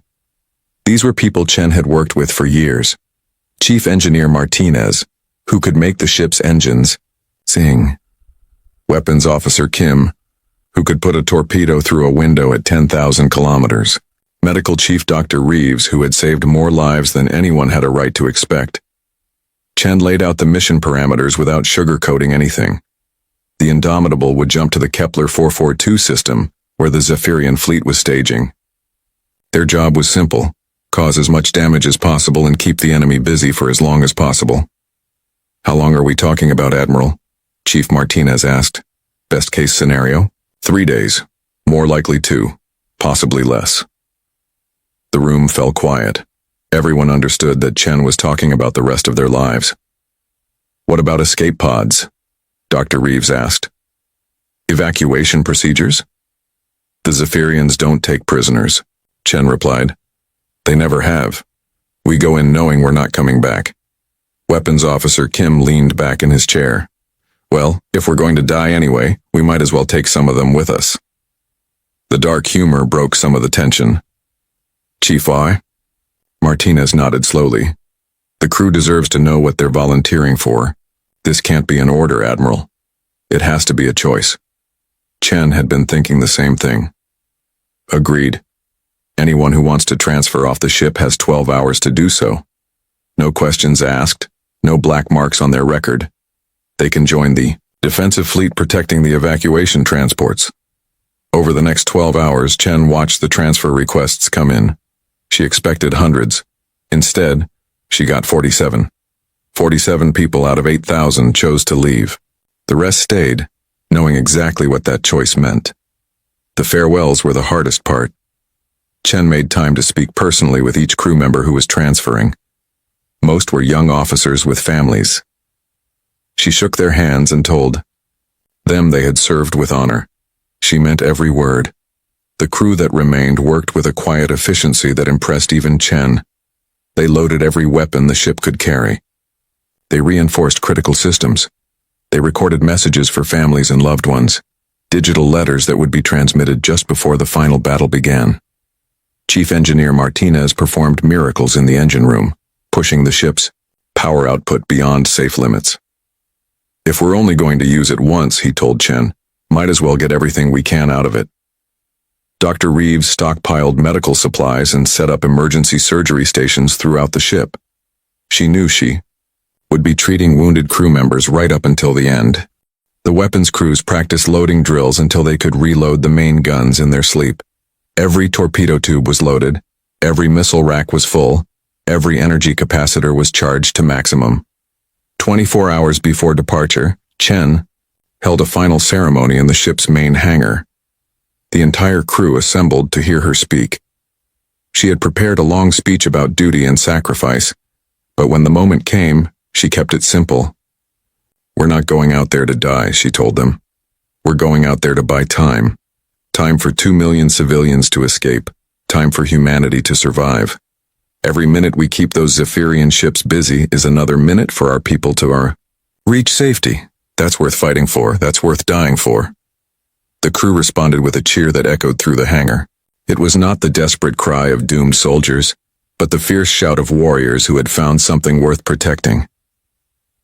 The night before departure, Chen walked through the ship's corridors. She visited every department, spoke with crew members at their stations, and listened to their concerns. They were afraid, of course, only a fool would not be afraid. But they were also determined. In engineering, she found Chief Martinez fine-tuning the engines one last time. "How are we looking, Miguel?" "Better than we have any right to be," he replied with a grin. "These engines will give you everything they've got and then some." In medical, Dr. Reeves was organizing her supplies with the help of her staff. "Are you ready for this, Sarah?" she asked quietly. Chen considered the question. Was anyone ever ready to die? "I'm ready to do my job, that's all any of us can do." In the weapons bays, the gun crews were running final checks on their equipment. Weapons Officer Kim supervised with his usual attention to detail. "We'll make every shot count, Admiral," he promised. As Chen returned to her quarters for a few hours of sleep, she passed the ship's memorial wall. It held the names of every crew member who had died during the war. Tomorrow, 8,000 more names would be added to memorials across human space. She thought about Emma, probably already aboard an evacuation transport. She thought about the 2 million civilians racing toward the edge of the solar system. She thought about the future of humanity, hanging by a thread that the Indomitable would hold for as long as possible. Chen had spent her entire career preparing for battles. She hoped to win. Tomorrow would be different. Tomorrow, victory would be measured not in enemy ships destroyed, but in time purchased with blood. The Indomitable would make its final jump in 6 hours. After that, there would be no going back. But Chen felt no regret, only a quiet pride in her crew and their mission. They were about to attempt the impossible, and they would do it together. In the morning, she would stand on the bridge and order the jump to Kepler 442. She would face an enemy fleet 300 ships strong with just one vessel and 8,000 brave souls. The odds were impossible, the outcome certain. But Chen smiled as she tried to sleep. The Zephyrians were about to learn something important about humanity. When cornered, when facing extinction, when given no choice but surrender or death, humans chose a third option. They chose to fight. The jump alert echoed through every corridor of the Indomitable. Admiral Chen stood on the bridge, watching her crew prepare for what they all knew would be their final hyperspace jump. The massive dreadnought hummed with energy as its engines built up power for the transition. "All stations report ready, Admiral," Lieutenant Morrison announced from his position at the communications console. Chen nodded and activated the ship-wide communication system. "All hands, this is the Admiral. In 60 seconds, we will jump to the Kepler 442 system. When we arrive, we will engage the enemy fleet. Remember your training. Remember your duty. Remember that 2 million human lives depend on what we do here today. Admiral out." She turned to the navigation officer. "Lieutenant Park, initiate jump sequence." Jump sequence initiated. 30 seconds to hyperspace transition. Chen looked around the bridge one final time. These men and women had served with her through 3 years of war. They had never failed her, and she knew they would not fail her now. 10 seconds, Park announced. The ship's lights dimmed as all available power fed into the jump engines. Chen felt the familiar sensation of reality bending around them. Jump.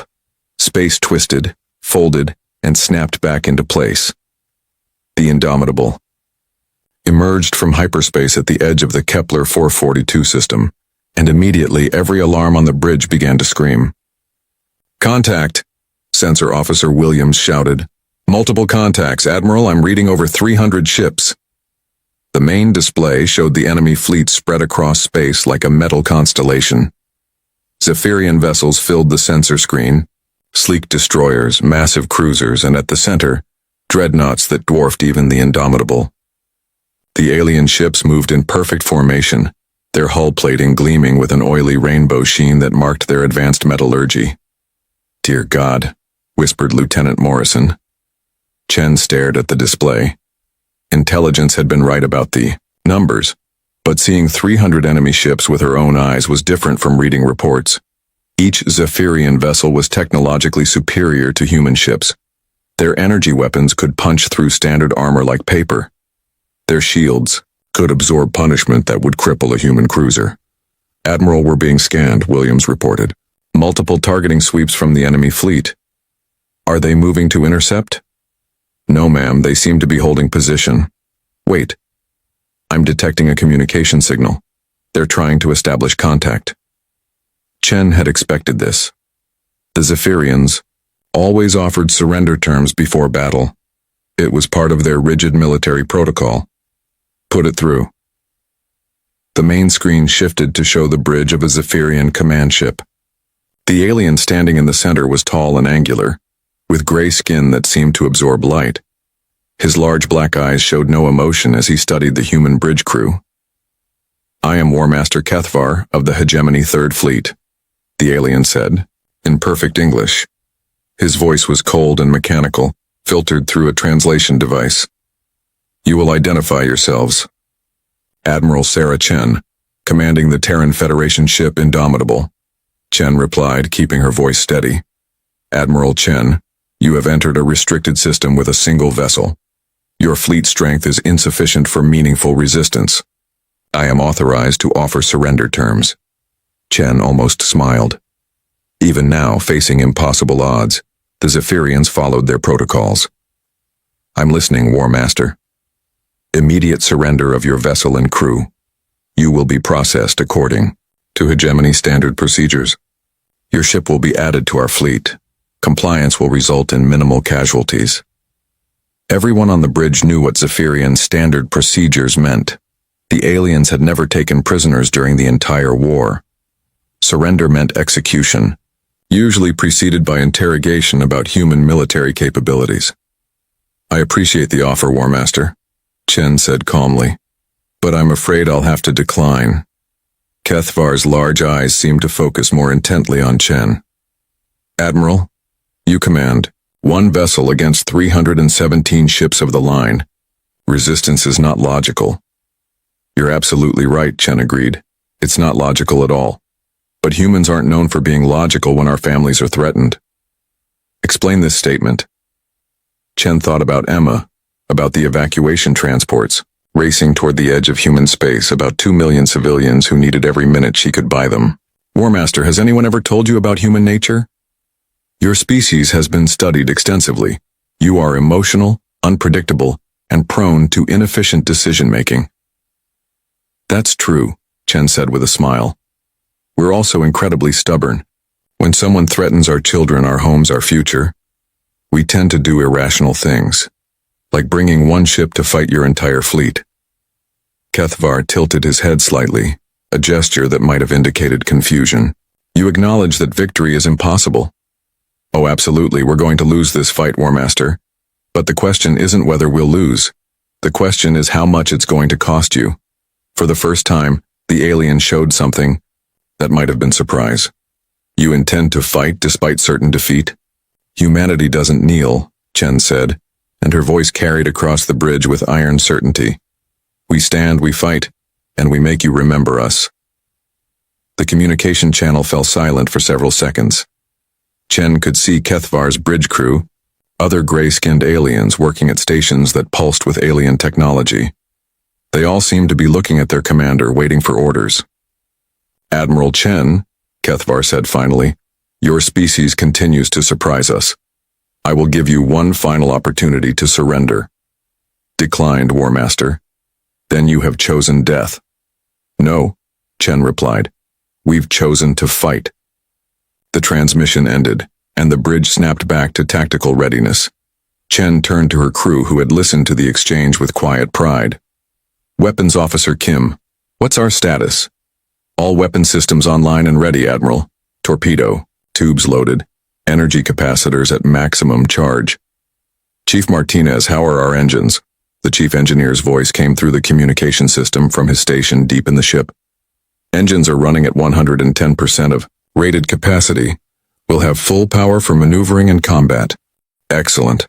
All hands, this is the Admiral. The enemy has declined our generous offer to go home and think about what they've done.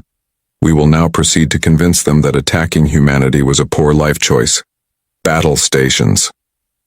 Throughout the ship, 8,000 crew members took their positions. In the weapon bays, loading crews prepared massive shells for the main guns. In engineering, technicians monitored power systems that would soon be pushed beyond their limits. In medical, Dr. Reeves and her staff prepared for casualties. On the bridge, Chen watched the tactical display as the Zephyrian fleet began to move. The alien ships accelerated toward the Indomitable with the smooth precision of a military formation that had conquered dozens of worlds.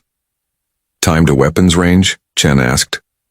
14 minutes at current relative velocity, Sensor Officer, Williams replied. Chen activated the ship's recording system. If they were going to die, their story would at least be preserved for the evacuation transports to carry back to human space. Personal log, Admiral Sarah Chen, Terran Federation ship Indomitable. We have made contact with the main Zephyrian fleet in the Kepler 442 system. Enemy strength is 317 vessels. We have declined surrender and will engage the enemy to buy time for civilian evacuation. If anyone receives this recording, know that we fought with honor and died protecting our people. She paused the recording and opened a private channel to engineering. Miguel, how long can you give me full combat power? Honestly, Sarah, maybe 2 hours before we start burning out primary systems. 3 if we're lucky. That might be enough. It'll have to be. Chen closed the channel and watched the approaching enemy fleet. The Zephyrian ships moved in 3 separate formations, a classic pincer attack designed to surround and overwhelm a single target. Their tactics were sound, their technology superior, their numbers overwhelming. But they had never fought humans who had nothing left to lose. Admiral, Communications Officer Morrison spoke up. We're receiving message recordings from crew members throughout the ship. Personal messages for families and friends. Are they asking for transmission? Yes, ma'am, but they know we won't be able to send them until after. Transmit them now, Chen ordered. All of them.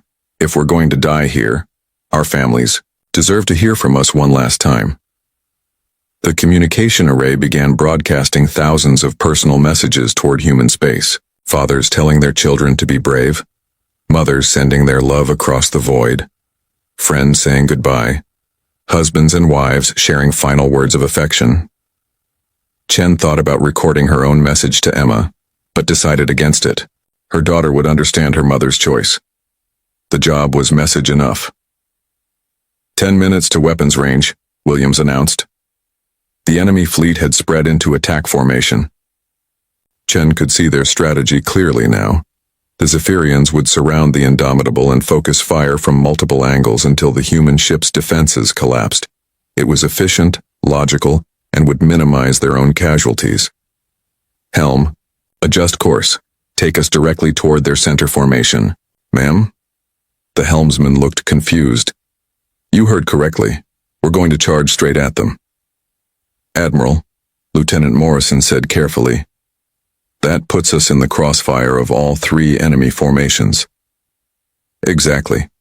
Which means they'll have to be careful about their firing solutions to avoid hitting each other. Chen smiled as understanding dawned on her bridge crew. The Zephyrians expected logical tactics, careful maneuvering, and predictable strategies. They were about to learn that desperate humans played by different rules. All hands, prepare for combat. We're going to show these aliens what happens when they threaten Earth. The massive dreadnought adjusted course and accelerated toward the center of the enemy fleet. Behind them, space was empty except for the fading trail of their engines. Ahead, 300 alien ships waited to deliver humanity's final defeat. But Admiral Chen was no longer thinking about defeat. She was thinking about the evacuation, transports that needed time to escape. She was thinking about her crew, who had chosen to follow her into certain death. She was thinking about Emma and 2 million other humans who deserved a chance to live. The Indomitable raced toward the enemy fleet like a spear thrown at the heart of darkness. In 5 minutes, the real fighting would begin. The first Zephyrian energy beam sliced through space where the Indomitable had been a split second before.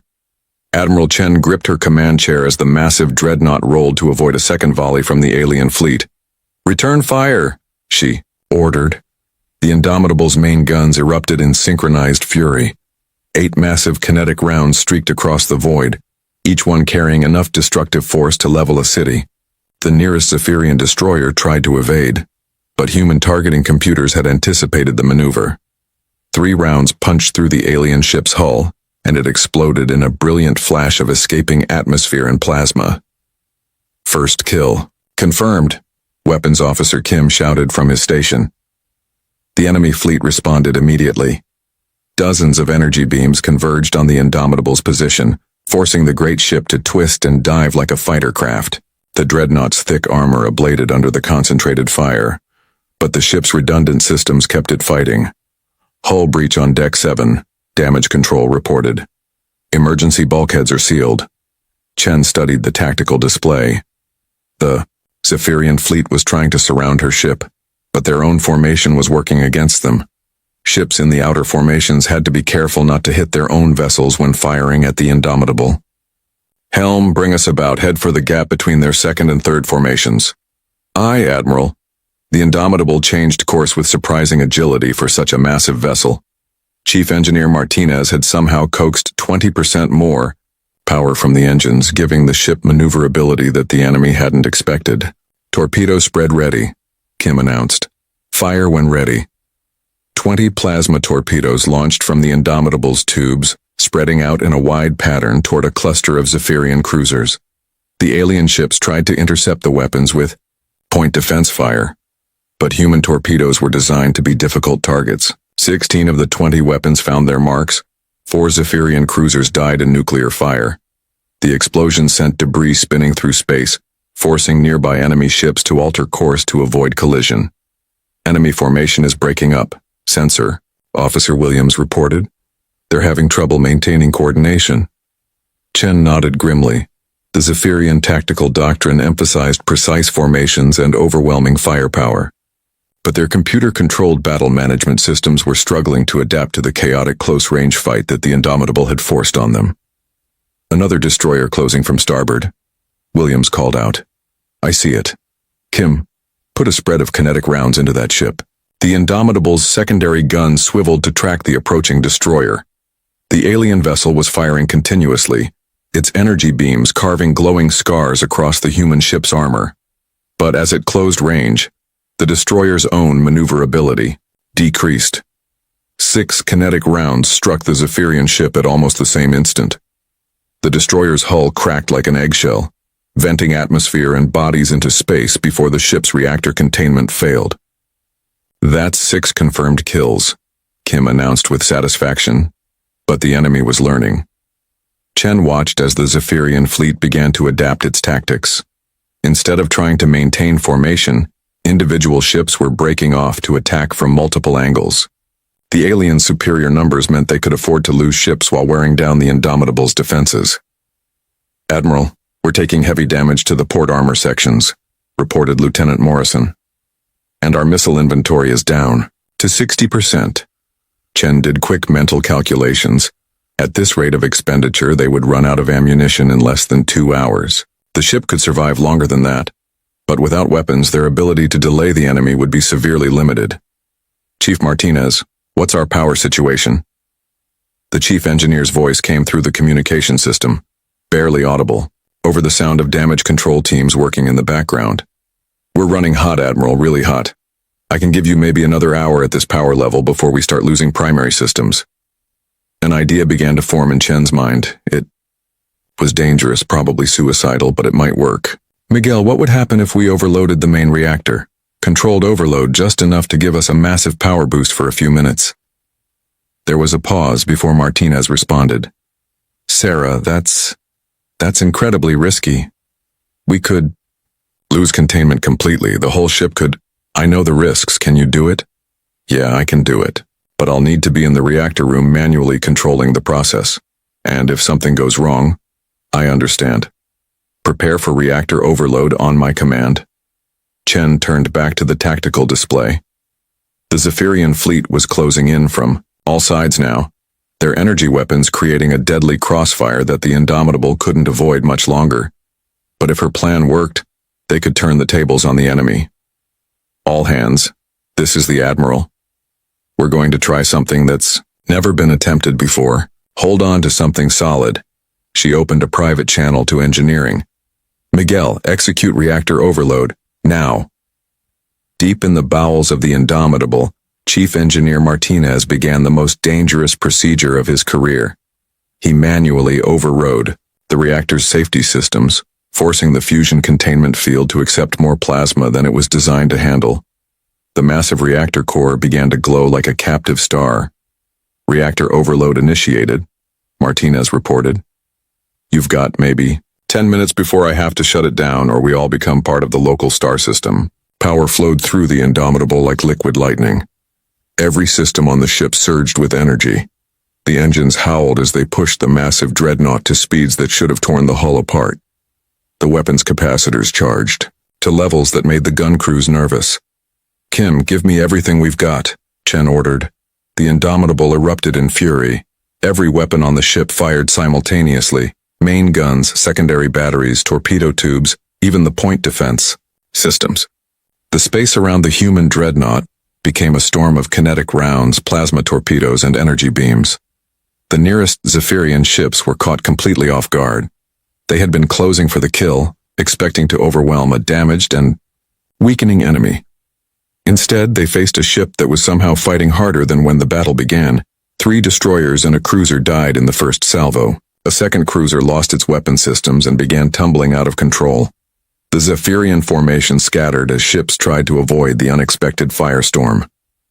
War Master Kethvar is attempting to contact us, Morrison reported. Put him through. The alien commander appeared on the main screen again, but this time his usual calm was cracked. Behind him, Chen could see other Zephyrians working frantically at their stations. Admiral Chen, what have you done to your ship? We've made some modifications, Chen replied with a grim smile. Do you like them? Your power output is beyond theoretical maximums for human technology. This is not possible. You know, War Master, that's the problem with you aliens. You think everything has to follow the rules. Humans have a saying, rules are made to be broken. Kethvar's large black eyes seemed to study Chen with something approaching respect. You are destroying your own ship to continue fighting. If that's what it takes. This is not logical behavior. We've had this conversation before. Humans aren't logical when it comes to protecting our families. The communication ended abruptly as another Zephyrian cruiser exploded under the Indomitables. Chen watched the tactical display as the enemy fleet tried to reorganize. They had lost nearly 30 ships, and the survivors were struggling to adapt to human unpredictability. But the reactor overload was taking its toll. Sparks flew from overloaded circuits throughout the bridge. The lights flickered as power conduits reached their breaking point. Admiral, Martinez's voice was strained. I have to start the shutdown sequence. We're at critical levels. How much more time can you give me? Maybe 5 minutes. After that, we lose everything. Chen looked around. Her bridge. Half her crew was wounded, but they remained at their stations. The ship itself was a battered wreck, held together by determination and emergency repairs. But they were still fighting. Kim, what's our ammunition status? Down to 40%, Admiral. But we're making every shot count. The Indomitable continued, its deadly dance through the enemy fleet. Chen had abandoned all pretense of tactical doctrine, instead relying on pure aggression and the superior training of her crew. They flew through gaps in the enemy formation that should have been impossible to navigate, emerging to strike where the aliens least expected. Another destroyer on the port side, Williams called out, "Take it." The secondary guns spoke again, and another Zephyrian ship joined the expanding cloud of debris that marked their passage through space. Admiral, Martinez's voice was urgent now. I'm starting reactor shutdown. Hold on down there. The power surge ended as suddenly as it had begun. The Indomitable's systems dropped back to normal levels, and Chen felt the ship slow as the engines returned to standard output. But the damage had been done. The enemy fleet was scattered, demoralized, and significantly reduced in number. Status report, Chen ordered. We've destroyed 23 enemy vessels, Kim announced with pride. Damage to at least 15 more. Our own damage? Lieutenant Morrison consulted his board. Hull breaches on 7 decks, but all are sealed. We've lost 30% of our armor protection. Casualties are significant. Chen knew better than to ask for specific numbers. Every person aboard had known this was a one-way mission. Chief Martinez, report. Reactor is back to normal parameters, but we've burned out a lot of secondary systems. I can give you maybe another hour of combat power before we start losing critical functions. Chen studied the tactical display. The Zephyrian fleet was regrouping, but they were being much more cautious now. The easy victory they had expected had turned into a brutal slugging match that was costing them ships and crews. Admiral, Sensor Officer Williams spoke up. I'm detecting a priority transmission from the War Master's flagship. Let's hear what he has to say. Kathavar appeared on screen again, but this time his demeanor was different. There was something in his alien features that might have been respect. Admiral Chen, I must ask you a question. Go ahead, War Master.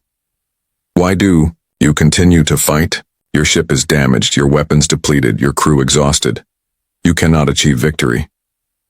Chen thought about the question for a moment. How could she explain to this logical alien mind what it meant to be human? How could she make him understand the fire that burned in human hearts when everything they loved was threatened? War Master, let me ask you something. Do you have children? The alien paused, perhaps surprised by the question. I have offspring, yes. What would you do if someone threatened to kill them? I would defend them, of course. Even if the odds were impossible? Even if you knew you couldn't win? Another pause. Yes. Then you understand perfectly why we're still fighting. Every minute we keep you here is another minute for our children to escape. Every ship we destroy is one less ship that might catch our evacuation transports. We're not fighting for victory, War Master. We're fighting for time. The screen showed Kathavar's bridge in the background, where other Zephyrians had stopped their work to listen to the conversation. Chen wondered if any of them had ever heard their commander discuss the protection of offspring with such certainty. You would die for creatures you will never see again. Without hesitation, Chen replied, That's what makes us human. Their transmission ended, and Chen turned back to her tactical display. The enemy fleet was moving again, but more carefully now. They had learned to respect the damaged human dreadnought and its stubborn crew. All hands, Chen announced over the ship's communication system. We've bought our people 18 hours so far. The evacuation transports are that much closer to safety because of what we've done here. But we're not finished yet. We're going to keep fighting until the last gun goes silent. The cheers that echoed through the ship's corridors were hoarse, but determined. The crew of the Indomitable had stared death in the face and laughed. They would keep laughing until the very end. The Indomitable drifted through space like a wounded giant. Half its engines were dead. Its hull was pocked with holes, and atmosphere leaked from dozens of breaches despite the emergency patches. Admiral Chen stood on a bridge lit only by emergency lighting, watching the damage reports scroll across flickering screens. Status report, she ordered quietly. Lieutenant Morrison, his uniform torn and blood-stained from helping with damage control, consulted his barely functioning console. We've lost main propulsion. Maneuvering thrusters only. 40% of our weapons are offline. Life support is failing on decks 4 through 7. Casualties? 4,200 dead. Another 800 wounded. Morrison's voice was steady, but Chen could see the grief in his eyes. Half her crew was gone. Dr. Reeves's voice crackled over the communication system from the medical bay. Admiral, I'm treating wounded in 6 different emergency stations. We're running low on medical supplies, but we're keeping as many people fighting as we can. Chen nodded and looked at the tactical display. The Zephyrian fleet had pulled back after losing 47 ships to the Indomitable's desperate assault. They now hung at long range, their formation spread wide to prevent the human ship from charging into their midst again. They're being careful now, Weapons Officer Kim observed. His left arm was in a makeshift sling, but he remained at his station. They know we can still hurt them. How much ammunition do we have left? 18 kinetic rounds for the main guns. 6 torpedoes. Energy weapons are operating at reduced capacity due to power grid damage. Chief Engineer Martinez's voice came through the ship's communication system, hoarse with exhaustion. Admiral, I've got teams working on the power distribution, but we've lost too many primary conduits. Best I can give you is 60% of normal output. Chen studied the enemy formation. The Zephyrians were methodically positioning themselves for a final assault, moving with the patience of hunters who knew their prey was trapped. They had learned to respect the Indomitable, but they also knew the human ship was dying. "Admiral," Sensor Officer Williams called out, "the enemy fleet is moving again. All ships advancing in line formation." "They're going to finish us off," Kim said grimly. Chen watched the 300 remaining alien ships begin their final approach. The Zephyrians were no longer trying fancy tactics or elegant maneuvers. They were simply going to overwhelm the crippled dreadnought with focused firepower. "All remaining crew to battle stations," Chen announced. "This is our last fight. Make it count." Throughout the ship, the surviving members of the Indomitable's crew took their positions. In the gun bays, loading crews prepared the last rounds for the main weapons. In engineering, Martinez and his teams worked frantically to squeeze every bit of power from the damaged systems. In medical, Dr. Reeves prepared to treat the wounded from what everyone knew would be the final battle. "Admiral," Morrison spoke up, "we're receiving another transmission from War Master Kethvar." "Put it through." The alien commander appeared on the main screen once again. This time there was something different in his bearing. The cold efficiency was still there, but Chen detected what might have been reluctant admiration. "Admiral Chen, your ship is disabled. Your crew is decimated. I am prepared to offer final surrender terms." "What terms would those be, War Master?" "Immediate cessation of hostilities. Your remaining crew will be processed quickly. There will be no torture, no extended interrogation. You have fought with honor." Chen almost smiled at the alien's attempt at mercy. Even now, Kethvar didn't understand that humans didn't surrender when their children were threatened. "I appreciate the offer, War Master, but I'm afraid the answer is still no." "Admiral, you cannot seriously intend to continue fighting. Your ship cannot maneuver. Your weapons are depleted. This is not courage, it is madness." "You know what, War Master? You might be right. Maybe we are crazy, but that's what makes us dangerous." Chen turned to her crew, speaking loud enough for the alien commander to hear. "Did everyone hear that? The War Master thinks we're crazy for continuing to fight." A weak cheer echoed through the bridge, taken up by crew members throughout the ship despite their exhaustion and pain. "War Master," Chen continued, "let me tell you something about humans. When we're cornered, when everything looks hopeless, when logical beings would surrender, that's when we become most dangerous. Because we stop caring about our own survival and start caring only about taking as many enemies with us as possible." Kethvar's large eyes seemed to study Chen intently. "You would sacrifice your remaining crew for no strategic gain." "Oh, but there is strategic gain. Every minute you waste here talking to us is another minute our evacuation transports have to escape.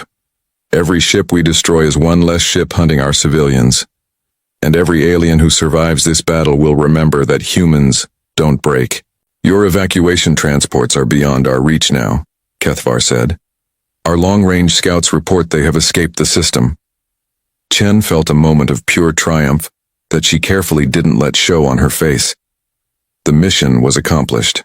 2 million civilians were safe. Everything else was just details. "Thank you for letting me know, War Master. That makes what happens next much easier." "Explain." "We're no longer fighting to buy time. Now we're fighting because we want to kill as many of you as possible before you kill us." The transmission ended abruptly. Chen turned to her weapons officer. "Kim, target the lead ship in their formation. We're going to make them pay for every meter they advance." The Indomitable's remaining guns swiveled toward the approaching enemy fleet. The great ship could no longer maneuver effectively, but it could still fight. The crew had rigged manual firing solutions for the weapons whose computerized systems had been destroyed. "Incoming fire," Williams shouted. Energy beams from 50 Zephyrian ships converged on the Indomitable. The dreadnought's shields, already weakened by hours of combat, collapsed entirely. The beams carved deep wounds into the ship's armor, punching through to the interior compartments. "Hull breach on Deck 12, Morrison reported. "Emergency. Bulkhead sealed, but we've lost that entire section. Return fire." The Indomitable's main gun spoke for what everyone knew would be among the last times. The massive kinetic rounds struck a Zephyrian cruiser, punching through its hull and detonating its reactor. The alien ship disappeared in a brief star. Direct. Hit! Enemy cruiser destroyed! But the enemy fire was relentless. Beam after beam sliced into the human dreadnought, each hit weakening the ship's structure further. Atmosphere vented from new breaches, carrying equipment and sometimes bodies into the vacuum of space. Admiral, Chief Martinez's voice was strained. We've lost primary power to the forward sections. I'm rerouting through secondary conduits, but it's not going to hold for long. How long can you give me, Miguel? Maybe 20 minutes. After that, we'll be dead in space. Chen looked around her bridge. Half the stations were dark, their operators either dead or wounded. Sparks flew from overloaded circuits, and the smell of burning electronics filled the air. But her remaining crew stayed at their posts. Admiral, Morrison spoke urgently. Multiple enemy boarding shuttles launching from their fleet. Chen studied the tactical display. The Zephyrians were sending boarding parties to capture the ship instead of simply destroying it. They wanted to study human technology and interrogate survivors. Sound general quarters for rappel boarders. All Marines to defensive positions. Lieutenant Commander Torres's voice came through the communication system from the Marine barracks. Marines moving to defensive positions, Admiral. We'll hold them as long as we can. The first Zephyrian boarding shuttles attached to the Indomitable's hull with magnetic clamps. Cutting torches began burning through the armor plating as alien assault troops prepared to enter the ship. Torres, what's your status? First breach, in Cargo Bay 7, Admiral. Marines are in position. We're ready for them. The sound of gunfire began to echo through the ship's corridors as human Marines engaged Zephyrian boarding troops. The aliens were better equipped and individually stronger than humans, but they had never fought desperate humans defending their home. Multiple breaches now, Torres reported between bursts of automatic weapons fire. They're trying to spread us thin, but we're making them pay for every compartment. On the bridge, Chen continued to direct the ship's remaining weapons against the enemy fleet. Each shot was precious now, with ammunition nearly exhausted and power systems failing. Kim, how many rounds left? 8 kinetic shells, Admiral. 3 torpedoes. Make them count. The Indomitable's guns fired again, this time targeting a Zephyrian destroyer that had moved too close to the human ship. The kinetic rounds shattered the alien vessel's hull, sending debris spinning through space. But the boarding action was going badly. Torres's voice came through the communication system again, this time over the sound of close combat. They've taken Deck 5. We're falling back to secondary defensive positions. Chen knew that once the aliens gained control of enough of the ship, they would be able to reach critical systems like engineering and the bridge. The Indomitable's crew was fighting bravely, but they were outnumbered and outgunned. All hands, Chen announced over the ship's communication system.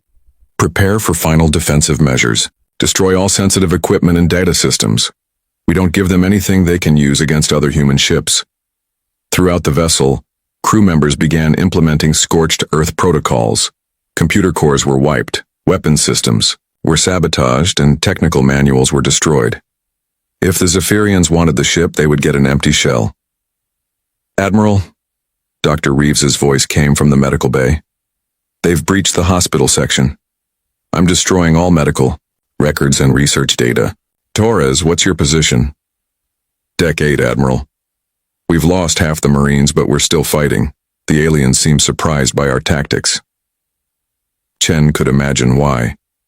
Zephyrian military doctrine emphasized logical tactics and efficient conquest. They weren't prepared for humans who fought with makeshift weapons, used improvised explosives, and turned every corridor into a killing ground. Chief Martinez, how are you holding up in engineering? We've sealed all the blast doors, Admiral. If they want the reactor, they'll have to fight for it room by room, and if they get too close, I can always overload the containment field. Chen understood the implication. If Martinez was forced to destroy the reactor, it would take out a significant portion of the enemy fleet along with the Indomitable. Let's hope it doesn't come to that, Miguel. The ship shuddered as another section lost atmospheric pressure. The Zephyrian boarding troops were advancing methodically through the vessel, but they were paying a heavy price for every compartment they captured. Admiral, Morrison reported, Enemy troops have reached Deck 6. They're only 2 levels below the bridge. Chen looked around at her remaining bridge crew. There were only 6 of them left, and half were wounded, but they remained at their stations ready to fight until the end. All right, people. It looks like we're going to have visitors soon. I want all bridge security measures activated. If they want this ship, they're going to have to take it from our cold, dead hands. The sound of combat was getting closer now. Chen could hear the distinctive whine of Zephyrian energy weapons and the answering chatter of human assault rifles. Somewhere in the ship's corridors, the last Marines were making their final stand. Torres, report. Deck 7 is lost, Admiral. We're down to 20 Marines falling back to the bridge approaches. We'll hold them as long as we can. Chen activated the ship's final weapon, the self-destruct system. It was the one thing that would prevent the Zephyrians from capturing the ship intact. But she wouldn't use it yet. Every minute they fought was another minute of defiance, another small victory against impossible odds. The Indomitable was dying, but it was dying like a warrior. And in the vast emptiness of space, 2 million human civilians raced toward safety, carrying with them the story of 8,000 souls who had chosen to fight, rather than surrender. The battle was almost over, but the war for humanity's future had just begun. The bridge of the Indomitable shook as Zephyrian assault troops blasted through the final security door. Admiral Chen stood behind the tactical console, her sidearm drawn, watching the smoke clear from the entrance. Behind her, the 5 remaining bridge officers took defensive positions, their weapons trained on the doorway. The first alien trooper to emerge was tall and angular like all Zephyrians, but this one wore the elaborate armor of an elite assault unit. His weapon swept the bridge, searching for targets before his large black eyes focused on Chen. Admiral Chen, the alien said through his translation device, you will surrender this vessel immediately. I don't think so, Chen replied calmly. More Zephyrian troops poured through the breach, their energy weapons glowing with lethal power. Chen counted 12 soldiers, each one equipped with technology that could cut through human armor like paper. But her bridge crew didn't waver. The standoff lasted only seconds before Lieutenant Morrison opened fire. His assault rifle chattered, forcing the aliens to seek cover behind the bridge stations. The Zephyrians returned fire immediately, their energy beams slicing through the air where the humans had been standing moments before. Chen rolled behind the communications console as a beam scorched the air above her head. This was it. The final moment of a battle that had lasted 3 days. She activated her personal communicator one last time. All remaining crew, this is the Admiral. It has been my honor to serve with you. Remember, we are human. We endure. The firefight on the bridge was brief but vicious. Human weapons cracked against alien energy beams in a deadly symphony. One by one, Chen watched her officers fall. Morrison died trying to protect the navigation station. Kim fell while attempting to destroy the weapons control console. Williams was cut down while transmitting the ship's final log. When the shooting stopped, only Chen remained alive on the bridge. She knelt behind the command console, her sidearm empty, waiting for the end. The Zephyrian assault leader approached, cautiously, his weapon trained on her. Admiral Chen, you will now cooperate with boarding procedures. Chen looked up at the alien soldier and smiled. You know what your problem is? You still don't understand humans. Before the Zephyrian could react, Chen pressed the self-destruct authorization sequence she had prepared hours ago. Throughout the ship, emergency alerts began to sound as the Indomitable's computer systems initiated their final protocol. Warning: ship self-destruct sequence activated. All personnel evacuate immediately. Detonation in 60 seconds. The alien assault leader's eyes widened in what might have been surprise or fear. You would destroy your own vessel? If that's what it takes to deny it to you, absolutely. Deep in the ship's core, Chief Engineer Martinez heard the self-destruct warning over his communicator. He was alone in the reactor room, the last of his engineering crew having fallen defending the critical systems. The Zephyrian boarding troops were only minutes away from breaching the final blast doors. 30 seconds to detonation, the computer announced. Martinez looked around the reactor chamber that had been his domain for 3 years.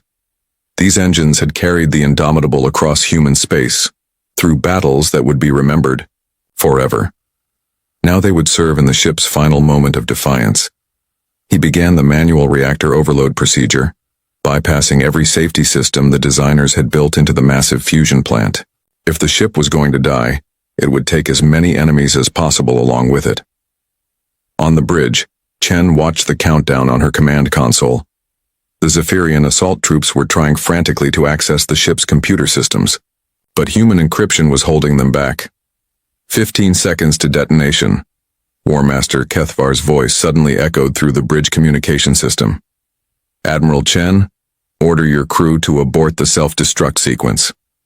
This destruction serves no purpose. Chen laughed, a sound that carried 3 days of exhaustion, grief, and desperate courage. War Master, you still don't get it. The purpose isn't tactical. The purpose is to show you and every other species in the galaxy that humans don't surrender. Ever. 10 seconds to detonation. The Zephyrian soldiers on the bridge began backing toward the exit, but Chen knew they wouldn't make it. The Indomitable's self-destruct system had been designed to prevent exactly this kind of retreat. 5 seconds. Chen closed her eyes and thought about Emma, probably safe aboard an evacuation transport by now. She thought about the 2 million civilians who would live because 8,000 crew members had chosen to die. She thought about the future of humanity, scattered across the stars but still unbroken. 3, 2, 1. The Indomitable died like a star being born. The massive dreadnought's reactor core lost containment in a carefully orchestrated cascade, failure that Chief Martinez had spent his final minutes perfecting. The fusion plant didn't simply explode. It created a miniature nova that consumed the ship from within. The blast wave expanded outward at nearly the speed of light, vaporizing everything within a 50-kilometer radius. 12 Zephyrian ships that had moved in close to support the boarding action simply ceased to exist. Another 20 vessels suffered critical damage from the radiation pulse and debris storm. War Master Kethvar watched from his flagship's bridge as the Indomitable became a brief new star in the darkness of space. When the light faded, nothing remained but expanding gas and scattered wreckage. The human dreadnought and its entire crew had vanished in an instant of nuclear fire. Damage report, Kethvar ordered quietly. 32 ships destroyed or critically damaged, his tactical officer replied. Total casualties over 40,000. Personnel. Kethvar stared at the debris field where the Indomitable had made its final stand. In 3 days of fighting, one human ship had destroyed nearly 80 Zephyrian vessels and killed more than 60,000 soldiers. The numbers defied every tactical projection his computers had calculated. Communications, send a message to High Command. The human vessel has been neutralized, but our losses were significant. Shall I report the tactical details, War Master? Kethvar hesitated. How could he explain to the High Command that a single enemy ship had inflicted such damage? How could he describe the human willingness to die rather than surrender? How could he make them understand that these creatures called humans fought with a ferocity that bordered on madness? Include all combat data in the report, he said finally. High Command needs to understand what we're dealing with. The transmission to Zephyrian High Command included complete recordings of Admiral Chen's final communications, detailed analysis of human tactics, and casualty reports that shocked the alien leadership. For the first time in their conquest of the galaxy, the Zephyrians had encountered a species that preferred death to submission. The impact of the Indomitable's sacrifice rippled outward across known space, faster than any starship could travel. Within weeks, news of the battle reached every inhabited system in the galaxy through the vast network of quantum communication relays. On the world of Kepler Prime, the Altarian Council debated whether to resist the approaching Zephyrian fleet or accept conquest. The deciding vote came when Council Leader Vex played Admiral Chen's final transmission. Remember, we are human. We endure. The Altarians chose to fight. In the Vega system, the insectoid hive queens had been preparing to surrender to Zephyrian demands for submission. But the story of 8,000 humans who died rather than kneel changed their collective mind. The hives began preparing for war. On a dozen worlds across the galaxy, species that had been ready to submit to Zephyrian rule suddenly found their courage. The humans had shown that resistance was possible, that even overwhelming enemy superiority could be challenged. But nowhere was the impact greater than among the scattered human survivors themselves. The evacuation transports had successfully escaped the Sol system, carrying 2 million civilians to safety in distant star systems. These ships brought more than just refugees. They carried the story of the Indomitable and its crew. Emma Chen, now 16 years old, stood on the observation deck of the transport ship New Hope as it approached the colony world of Haven. She held a small recording device that contained her mother's final message, transmitted just before the Indomitable's last battle. "Emma," her mother's voice said from the recording, "by the time you hear this, I'll be gone. But I want you to know that everything we did was to give you and your generation a chance to live free. The Zephyrians think they've won, but they're wrong. They've only made us stronger." Around Emma, other refugees listened to their own final messages from loved ones who had died aboard the Indomitable. There were tears, but there was also something else, a burning determination that the aliens had unknowingly created. On Haven, the refugees established the first of many human resistance cells. They began planning for the day when humanity would return to reclaim their lost worlds. They trained in secret, developed new technologies, and most importantly, they remembered. The monument they built in the center of Haven's capital city was simple but powerful. 8,000 names were carved into black stone, with Admiral Sarah Chen's name at the top. Below the names, her final words were etched in letters that would last forever. "We are human, we endure." Years passed. The human refugees spread across dozens of worlds, always moving, always planning, always preparing. They told their children about Earth, about the Indomitable, about the day when 8,000 souls chose death over surrender. The children grew up hearing these stories. They learned that humans didn't kneel, didn't break, didn't surrender when their families were threatened. They learned that courage wasn't the absence of fear. It was doing what was right despite the fear. 20 years after the Battle of Kepler 442, Emma Chen commanded her own ship, a sleek destroyer called Indomitable's Revenge. Around her flew a fleet of human vessels built in secret shipyards and crewed by the children of refugees. They were returning to human space at last. Admiral Chen, her communications officer, reported, "We're receiving surrender demands from the Zephyrian garrison at Alpha Centauri." Emma smiled, thinking of her mother's words from so long ago. "Tell them humanity doesn't negotiate with conquerors. Then prepare to attack." The Second Human War had begun. But the story that mattered most was already written. In the cold vacuum of space where the Indomitable had made its final stand, a small debris field still drifted through the cosmos. Sometimes passing ships would detect faint traces of human metals mixed with alien wreckage. The debris served as a monument to a simple truth that the galaxy had learned the hard way. Humans might lose battles, they might lose worlds, they might even lose wars, but they would never lose the will to fight for what they believed in. The Zephyrians had won the Battle of Kepler 442, but in winning they had lost something far more important. They had created a legend that would inspire resistance across the galaxy for generations to come. And in the end, that legend proved stronger than any weapon, more durable than any ship, and more powerful than any empire. The Indomitable was gone, but its crew had achieved something that would last forever. They had shown the galaxy that humans were not just another species to be conquered. They were something new, something dangerous, something that would never stop fighting. They were human, and humans endure.